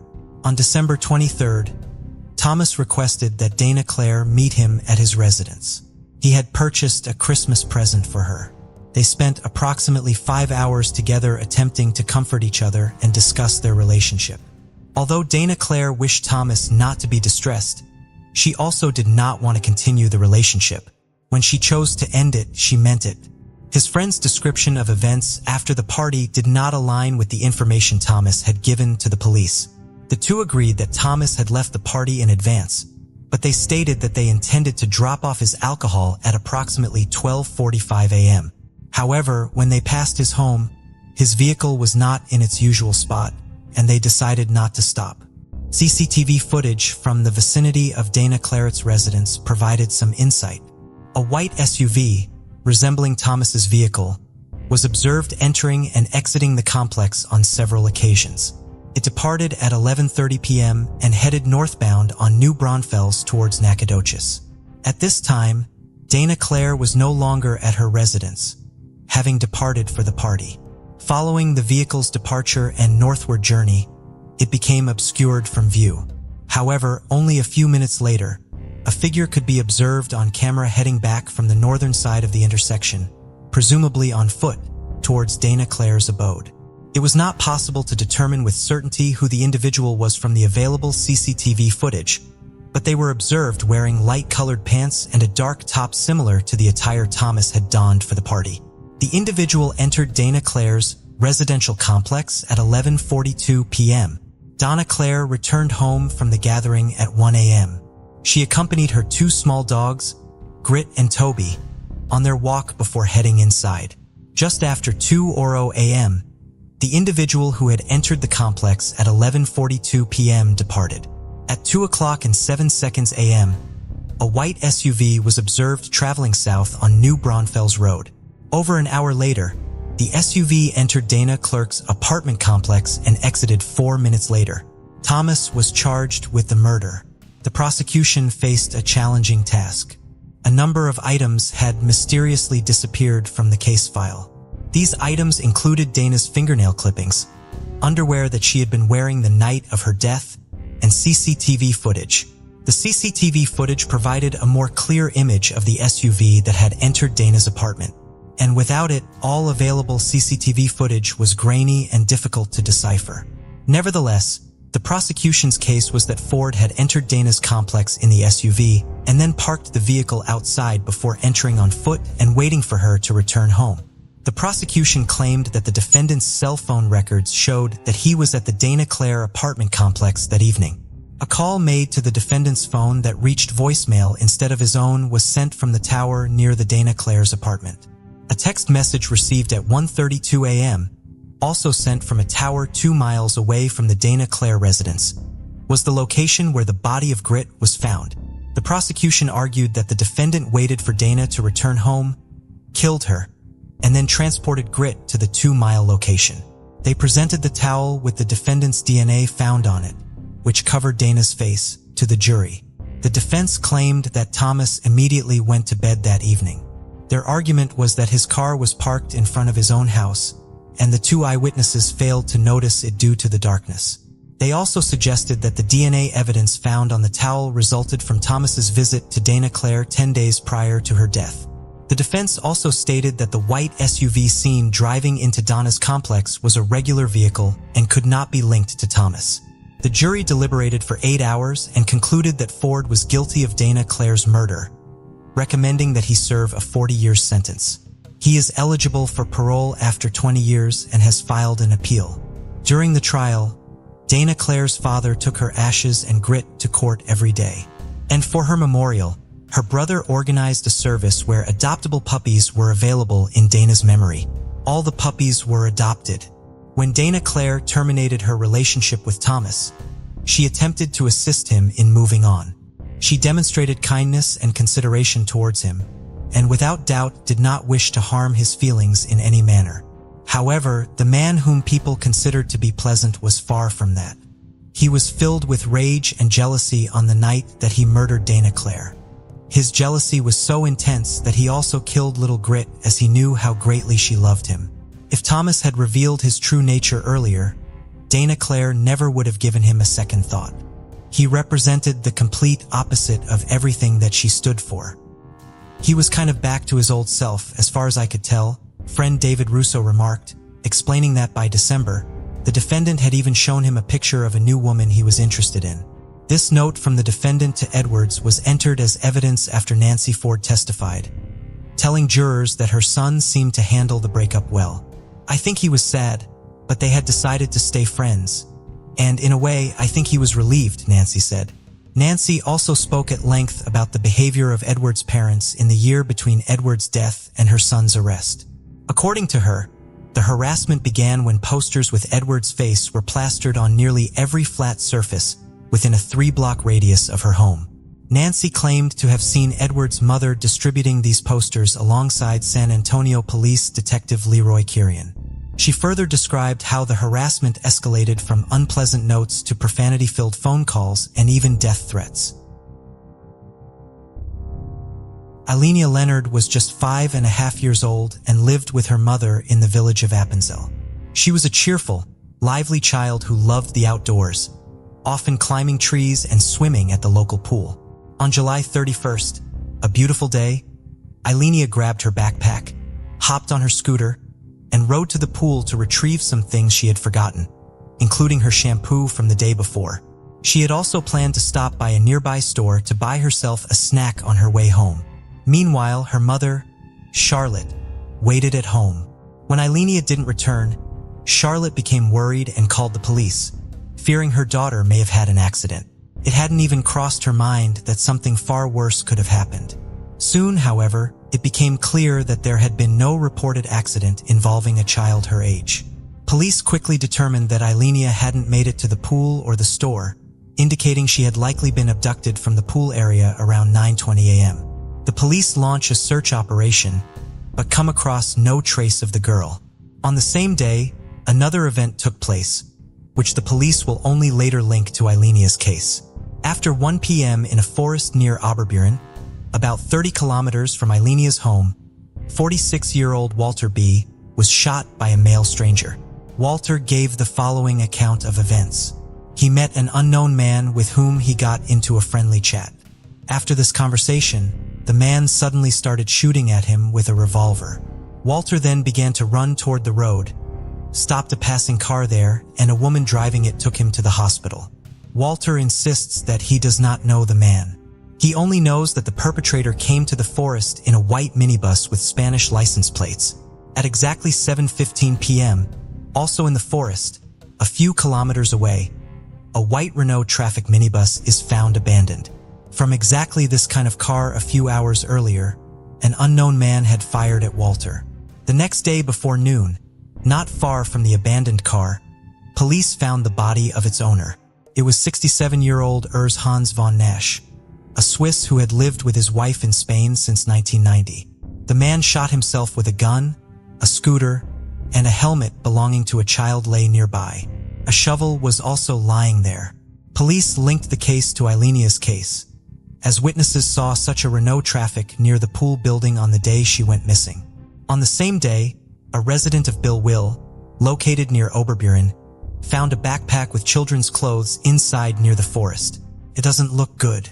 Unfortunately, a quick analysis showed that the man's car contained Eilenia's DNA, while Von Esch's DNA was found on the girl's belongings. It is now clear that there is a close connection between the shooting and Von Esch's suicide and Eilenia's kidnapping. It's just not clear exactly what kind. The search for Eilenia has continued. Police used helicopters and tracking dogs. Divers searched bodies of water in the area, and a great number of people took part in the entire operation. Private individuals also helped in the search of the girl. The case was publicized in all media. Spanish police, along with colleagues from Switzerland, have searched the Von Esch house in Spain. The house gave the impression of something like a fortress. Already on the front door hangs a sign with information in 5 languages that the house is protected by a so-called self-shooting device. Police officers who find this information hardly credible later determined that such a device was actually there and that only a design error prevented shots from being fired from the gun. In one of the rooms, there is a wire drawn at the height of a human neck. There are several self-made mini-machines in the house, in jars for preserves, dead chicks and lizards. There is also a chest full of toys and more than a dozen portrait photos of children. There was no indication that Eilenia had ever been there. After a week, investigators finished searching the property. Before moving to Spain, Von Nash lived in Switzerland, including 14 years before moving out himself in a small village called Eiselisberg in the canton of the Gau. In the second half of the 1980s alone, 10 children disappeared in the area, 5 of them from the cantons of St. Gallen and Tegau. Throughout the years, beginning in the 1980s, Von Esch traveled throughout Switzerland as a Foreign Service employee. From the testimonies of various people, he had 2 faces. He was regarded as likable and endearing, but some considered him a freak, a stubborn and clever man who secretly despises people. He had already served time for blackmail and threatening to abduct a child. Von Nash returned to Switzerland in early July, just a few weeks before Eileen's abduction. His wife testified that he wanted to find an apartment there. The media have not stopped speculating on why he needed a second apartment. In an interview with a magazine, his wife explains it as follows. Oz was looking for an apartment because he was fed up with the boring Spanish landscape. The environment was making him even more depressed. He longed for lush meadows and forests. Naturally, speculation did not cease after this explanation with the still unsolved cases of disappearances and murders of children from the 1980s in the background. In the course of the investigation, police determined that Von Nash had prepared for the kidnapping. He had already purchased tape, rope, and toluene 3 weeks earlier to be used as a narcotic. Eilenia was most likely a completely random kidnapping victim. As for Walter's connection to the case, Von Esch met him in the woods shortly after he murdered Eilenia. He considered Walter an inconvenient witness and tried to shoot him, and after he failed to do so, committed suicide. Weeks have passed. The case of Eilenia's disappearance still did not leave the headlines of news reports. It also appeared in crime programs. There was a high reward for help in finding the girl. The child was searched all that time by the police, the fire department, and a lot of private individuals. Unfortunately, it was still not known what happened to the girl. Although the more time passed, the worst possible scenario seemed more and more likely. Those days were a great nightmare, for which Eilenia's mother to this day still can't find words. However, the woman had to function somehow, especially since she was still taking care of 2 children belonging to her former partner. Eilenia did not formally have a father. She was a child conceived by in vitro method. Charlotte, therefore, did not have the support of the girl's father during this difficult time. Fortunately, her brother, who has 2 children about Eilenia's age, proved to be a huge support. On September 15th, 6 weeks after Eilenia went missing, a hobbyist searcher came across the child's corpse in the woods near Oberburen. The corpse lay near the spot where Eilenia's garden shovel, scooter, and helmet were found on August 1st. The attention of the searcher was drawn to a Spanish cigarette, but lying on the ground, the man looked around and noticed a suspicious-looking pile of earth nearby. He started digging with the shovel and immediately came across the child's body. The searcher immediately notified the police. Already after an initial inspection, it seemed certain that this was the corpse of the missing child Eilenia. Information about the discovery of a child's body in the forest immediately hit the media. Naturally, the question was immediately raised: why was the body found so late? The work of the police becomes the object of harsh criticism. After all, this part of the forest has been searched many times, also with the help of dogs. How is it possible that experienced officers with expert equipment were not able to find the child, but a private individual managed to do so? The police explained that the reason was that the body was buried in the ground, and only by digging up the ground by animals, it is possible to find the body. This happens quite often. The autopsy showed the presence of toluene in Eilenia's body. Toluene, a colorless liquid with a pleasant odor, is an organic chemical compound that is used as a raw material and solvent, among other things. There were no signs of sexual or physical abuse on the child's body. Doctors pointed to an overdose of toluene as the immediate cause of Eileen's death. For Charlotte, finding her daughter's body was in some way a huge relief, because it meant the end of an unimaginable nightmare of uncertainty. The woman returned to work. She is a nurse and tried her best to take care of the children. At her own request, she went with the police to the place where her child's body was found, and for the first 2 years she visited her daughter's grave every day. All this was important to her because it allowed her to cope better with the trauma. Charlotte also got a lot of support from complete strangers. Many letters of condolence, health wishes, and words of encouragement arrived at her private address. Some of them contained money, even though Charlotte never asked for financial support. This gave her the idea to establish a foundation named after Eilenia.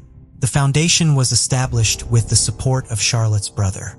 During further investigation, the police were unable to determine exactly why von Esch murdered Eilenia.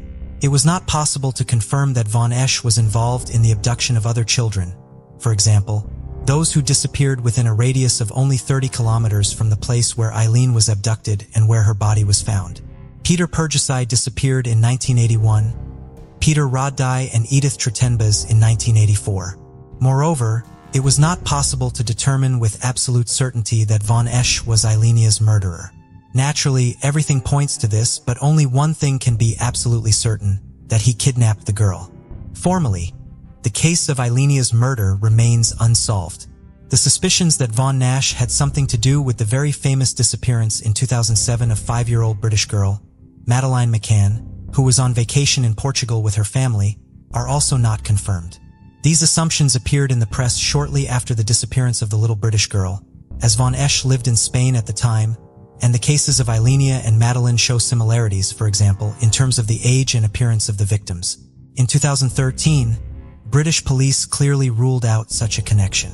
In an interview given 10 years after Eilenia's death, Charlotte says that she has learned to better cope with the negative thoughts that still haunt her. Worst of all are the recurring questions: did Eilenia suffer?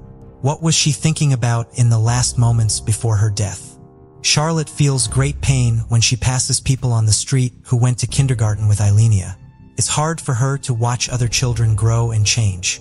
She thinks about what Eilenia would look like today, what profession she would finally choose, because the girl always said that she would like to become a nurse like her mother. Over the years, Charlotte and the children have never shied away from talking about Eilenia. On the contrary, they often recall the moments spent together. Sometimes they talk loudly about how Eilenia would behave in a specific situation. There are still photos of Eilenia and drawings she made in the apartment for those closest to her. the girl is, in a sense, still present. The case of Eilenia's murder also had certain political repercussions related to the debate on how both actually and legally to prevent crimes committed against children, and what steps to implement when there is a suspicion of such a crime. 2 years after the girl's murder, a special alarm system was implemented in Switzerland to be used in the event of child abduction. This system is coordinated on a national scale. When there is a suspicion or certainty that a child has been abducted, the system is activated. This means that within a few minutes, information about a kidnapping can be forwarded and announced on trains, at stations, and on electronic billboards on highways. Speculations about von Esch's connections with the disappearances of children in the 1980s appear in the media to this day, and there are many voices suggesting that he knew the serial killer Werner Ferrari, and perhaps even abducted Eilenia together with him. However, the police do not confirm these suspicions, and the prosecutor's office does not decide to reopen the investigation. A young woman vanished on her way home from the bus stop, in what police initially considered a straightforward case, but it quickly escalated into one of the most complex and sensational cases in British criminal history. Although it was officially closed soon after, the case left behind lasting repercussions, sparking widespread outrage and controversy.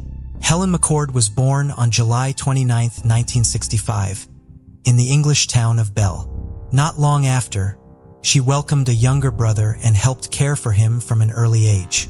Her parents later divorced, and her mother remarried.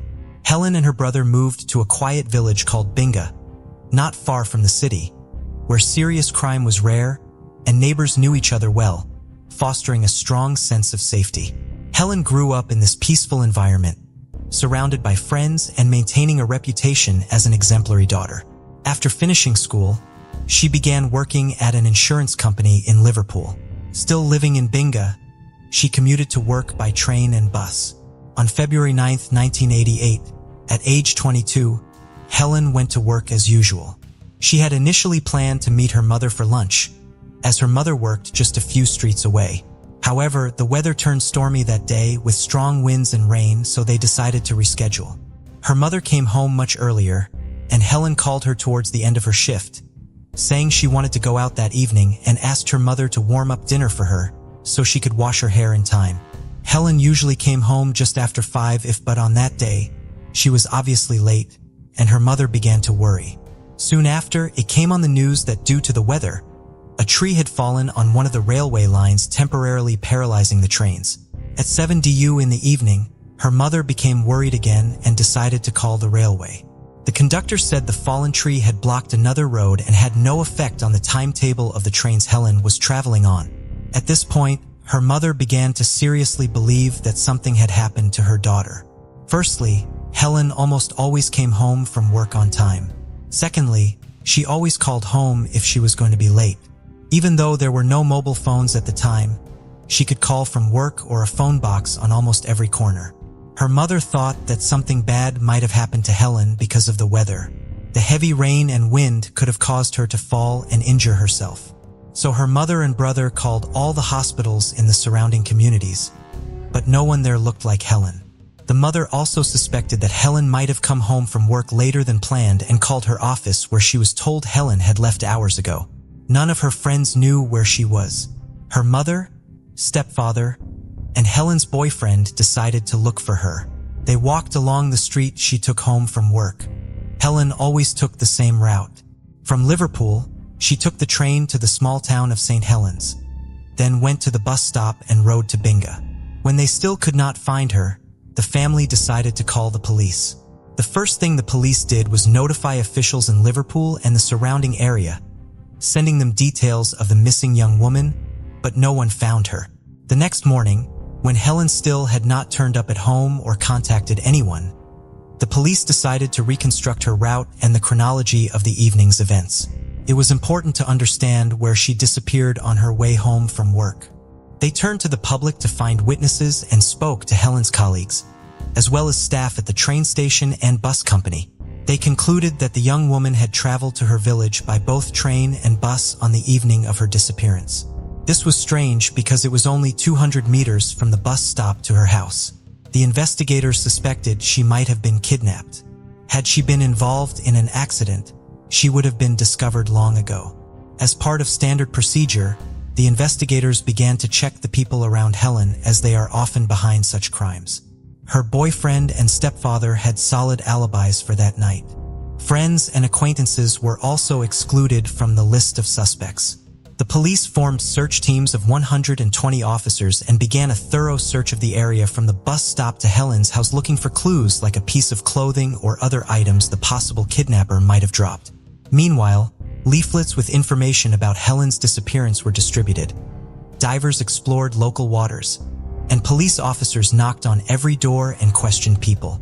They also visited all the shops, bars, and cafes in Binga. At a bar called George and Dragon, the investigators got their first lead.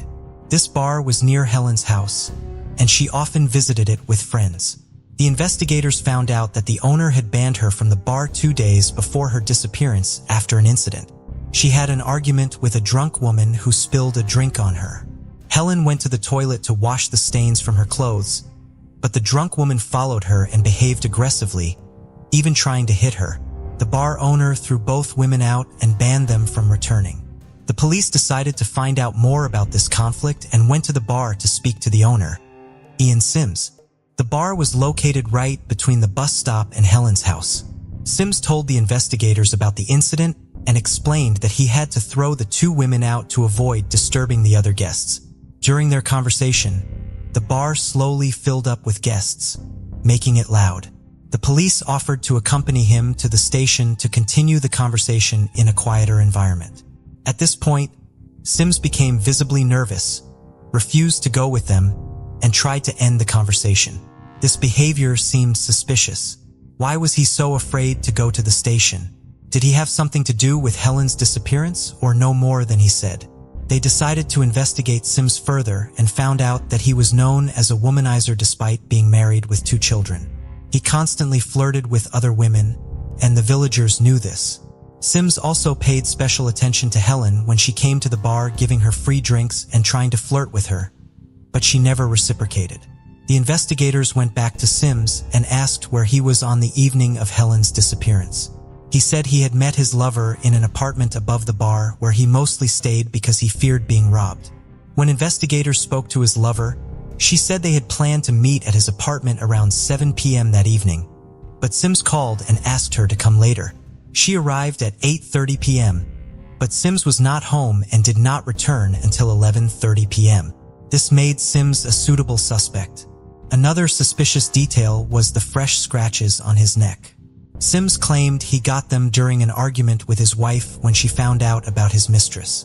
However, when investigators spoke to his wife, she denied scratching him. Sims then said he got the scratches pulling Helen and the other woman apart during the bar incident, but the other woman also denied this, saying there was no fight. Soon, a witness told police he heard a woman scream coming from the bar on the evening of Helen's disappearance. Based on all these facts, the investigators concluded that Ian Sims had something to do with Helen's disappearance, but they needed solid evidence to connect him to the case. They searched his car and found several bloodstains and a piece of a woman's earring on the floor. Helen's mother confirmed that the earring belonged to her daughter, leading to Sims' arrest on charges of kidnapping and murder. The police searched the bar and the apartment above it, finding many barely visible traces of blood that had been washed away. A fingerprint on one of these stains matched Sims, and they found the missing piece of the earring in the apartment. Despite this evidence, Sims continued to deny everything. The police believed Helen was dead but needed to find her body for the court to convict Sims. They organized a larger search with over 2,000 volunteers, including residents of Binga and neighboring communities. The search covered forests and fields around Binga. Soon, a new lead emerged 25 kilometers from the village. A man walking his dog found blood-stained towels, pillowcases, socks, a sweatshirt and underwear, some of which had blood on them. He informed the police, but officers from another department did not initially connect the find to Helen's case. Eventually, the police connected the cases, helped by an inscription on the sweatshirt advertising a beer brand sold at the George and Dragon bar. This suggested the items likely belonged to Sims. Blood samples from the bar, Sims' car, and the found items were compared to Helen's family, confirming they almost certainly came from Helen. This clearly indicated Sims' involvement in her disappearance. However, they still needed more evidence. Without a body, it was rare for a UK court to convict someone of murder. They searched Sims' apartment and found more of Helen's belongings, including her hair clip and hair. DNA analysis confirmed the hair belonged to Helen. The investigators found dirt on Sims' rings and bracelet that matched the ground where the bloody towels and clothes were found, confirming he had been there. They also found a shovel near the town of Wrexham, 24 kill sounders from Binga, which belonged to Sims, suggesting he used it to bury Helen's body. Despite this evidence, Helen's body was never found. The trial began a year after Helen's disappearance in February 1989.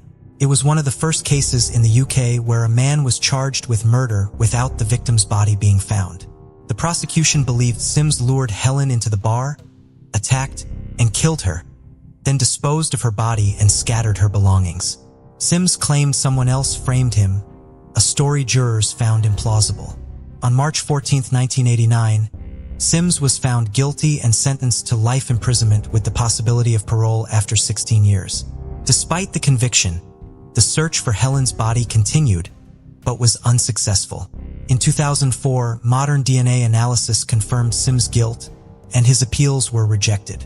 Helen's family continued to fight for a law preventing murderers from being released on parole unless they reveal their victims' whereabouts. In November 2019, after 30 years in prison, Sims was released on parole, a heavy blow for Helen's family.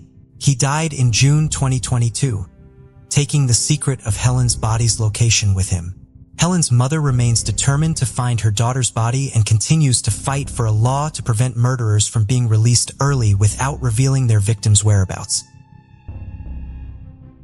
On Friday, March 16, 2012, Sierra Lamar, a 15-year-old high school student, planned to meet a friend before class to exchange homework and makeup. Typically, Sierra would be home in the afternoons when her mother, Marlene, returned from work. The two lived with Marlene's partner in Morgan Hill, California, where Sierra had recently moved from Fremont to a semi-rural area nearby. But on that Friday, when Marlene came home, Sierra was nowhere to be found. Concerned, Marlene contacted Sierra's school and discovered that she hadn't attended classes that day. Sierra, a student at Sobrato High School, followed a routine each morning, leaving home at around 7:15 a.m. to reach the bus stop by 7:24 a.m., when the bus would arrive. This unmarked bus stop was a short walk from her house, and Sierra was the only student boarding there. Alarmed by her absence from school, Marlene recalled that everything had seemed normal that morning. Marlene's partner had left for work earlier, and Marlene had departed soon after. Police learned that Sierra had posted a photo on social media at 7:10 a.m. and texted a friend at 7:11 a.m. to arrange their meeting before school. Where could she have gone? Marlene reported Sierra missing, and the mystery of her disappearance deepened. It seemed like Sierra had planned to attend school. However, when police contacted the bus driver and other students on the bus, they discovered that Sierra did not board the bus that morning. An inspection of her residence revealed that, according to all accounts, she had left normally, and her school supplies were missing. The day after Sierra went missing, a police dog tracked her scent from her home to halfway down the street, leading police to believe she may have been taken against her will. A search of the area revealed the location of Sierra's cell phone, which was found less than a mile away from her home in a field. On March 18, 2018, Sierra's wallet, school books, and clothing were discovered in a shed located less than 2 miles from her residence. The clothing, which was covered in dirt and smelled strongly of human urine, was believed to be the result of Sierra possibly being dragged while wearing it. Despite finding Sierra's personal belongings, there were no signs of Sierra herself. Upon forensic examination of the clothing, DNA samples were identified that did not match Sierra's own. These samples were submitted to the Combined DNA Index System, which is a database that stores DNA profiles from various federal, state, and local criminal investigations in the United States. Through a search of this database, a strong association was identified between the DNA on Sierra's clothes and that of a man named Antolin Garcia Torres. Police discovered that Antolin, 21 years old, lived just 7 miles from Sierra's home and drove a 1998 Volkswagen Jetta in red. A car similar to this was seen on surveillance near Sierra's residence the day before she went missing. On April 7th, police seized the vehicle. Due to the circumstances surrounding Sierra's disappearance, police believed her to be deceased. Antolin was arrested and charged with the crimes of kidnapping and murder, despite the fact that Sierra's body has never been found. He has denied any involvement in the case. Antolin has pleaded not guilty to these charges. During court proceedings, the prosecution argued that they would seek the death penalty for Antolin. This was not without its risks, as their case was entirely circumstantial and had no autopsy reports, murder weapon evidence, witness statements, or body to support it. The prosecution argued that Antolin had abducted and murdered Sierra based on their belief that he had a sexual motive for doing so. They stated in court that when questioned about Sierra's whereabouts, Antolin was the only individual who mentioned a sexual context. Additionally, the prosecution suggested that the sexual nature of the crime was supported by the fact that Sierra's clothes had been removed while nothing else was missing from her person. Her purse and money were all present, including $5 worth of lunch money. Furthermore, the prosecution claimed that a vehicle they believed to be Antolin's was captured on surveillance footage near Sierra's residence the day she disappeared, as well as on several other surveillance videos in the area where some of Sierra's belongings were later found. The prosecution informed the jury that Antolin had stated that he had a credible alibi and was on a fishing trip on the morning when Sierra went missing. But there were 5 hours of unexplained time in that morning that he did not account for, which gave him the opportunity to execute his plan, dispose of Sierra's body, perform unspeakable acts on her. The prosecution referred to the DNA evidence, including hair samples from Sierra that were found on a rope in Antolin's car, and further DNA on her clothing. The prosecutor showed the jury a video of Antolin's interview with investigators. When asked how his DNA could be found on Sierra's clothes if he had never met or seen her, Antolin responded, "I like masturbation, so that's all there is to it." Antolin explained to the investigators that he keeps tissue or toilet paper in his car to masturbate. When he uses the tissue, no matter where he parks, he throws it out the car window, which could explain how the DNA was found on Sierra's belongings. The prosecutor informed the court that no one had mentioned the DNA found on Antolin or suggested that it was cement that was found on Sierra's jeans. In relation to the kidnapping charges, the prosecution stated that Antolin also worked at Safeway and was charged with trying to abduct 3 women at a Safeway lot in Morgan Hill 3 years prior to Sierra's disappearance. Antolin's fingerprints were found on a stun gun used in one of these attacks. The defense suggested that Sierra may simply have run away. They informed the court that Sierra was dissatisfied with her recent move from Fremont to Morgan Hill with her mother and her mother's partner, and that she had connections to the criminal underworld. They called Marcelo Palmieri, who teaches Spanish at Washington High School in Fremont, as a witness. Marcelo stated that he had tutored Sierra in September-October of 2011, prior to her move to Morgan Hill. Upon her relocation to Morgan Hill, Sierra changed schools. Marcelo informed the police that Sierra visited his classroom a few weeks prior to her disappearance. He indicated that she stopped in to see a friend for approximately 5 minutes between classes. Sierra's friends in Fremont provided evidence that Sierra consumed marijuana and ecstasy on a regular basis. Sierra's acquaintance, Shannon Foreman, informed the court the day prior to Sierra's disappearance. She had sent Sierra a text message expressing her excitement about visiting Fremont and taking illicit substances. Shannon informed the court that she observed Sierra taking ecstasy on 1 or 2 occasions. Sierra's acquaintances admitted that she expressed unhappiness regarding the necessity of moving to Morgan Hill. The defense contended that Sierra might have been abducted by drug traffickers. Referring to the DNA submitted by the prosecution, the defense argued that the evidence utilized by the prosecution had been contaminated regarding the hair strand purportedly found on a cord in the trunk of Antolin's automobile. The defense produced photographs of the cord taken when it was secured for examination, revealing no apparent hair on the item.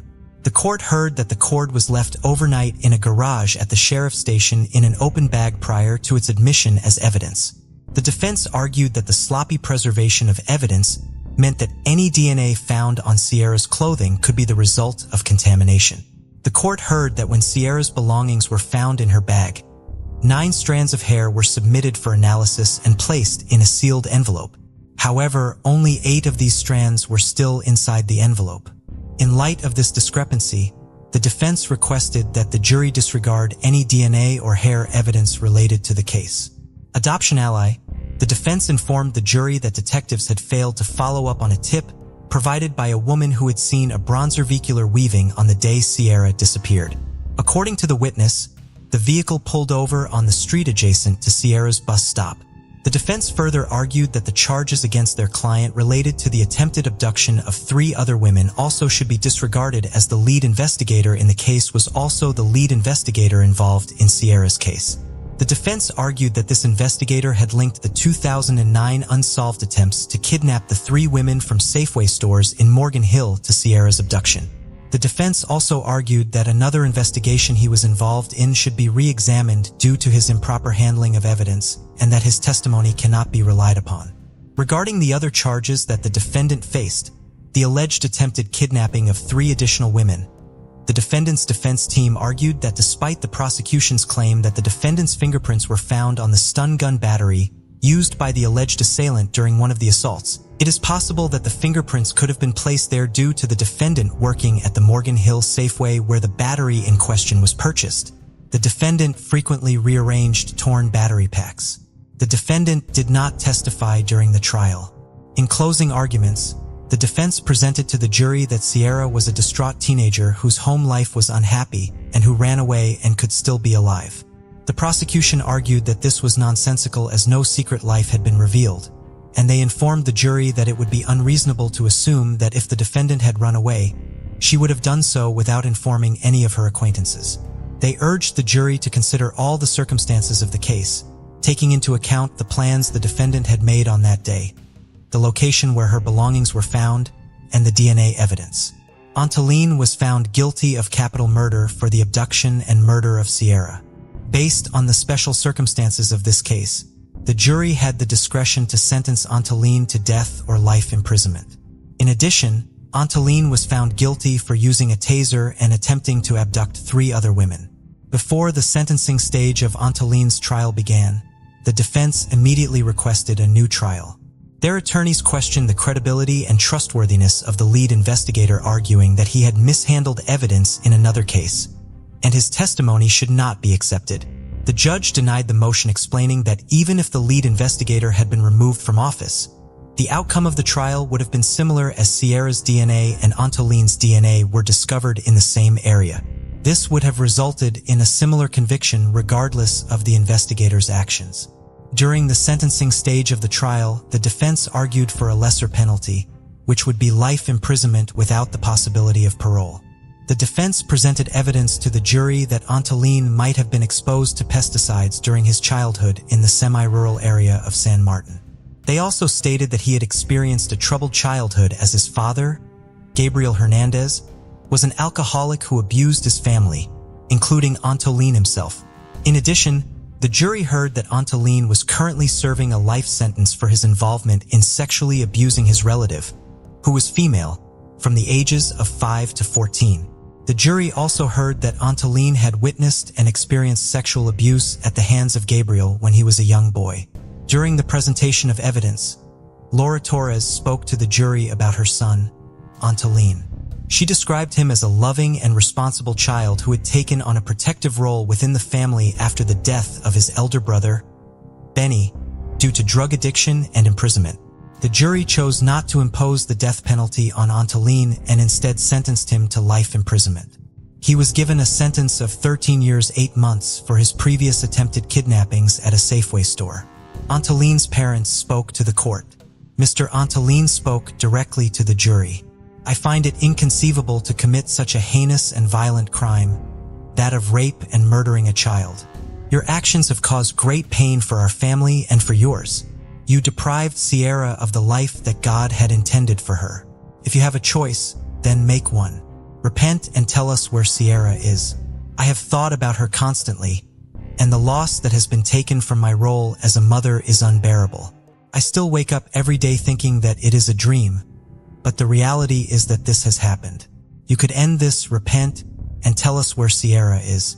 What would it be like if she were your child?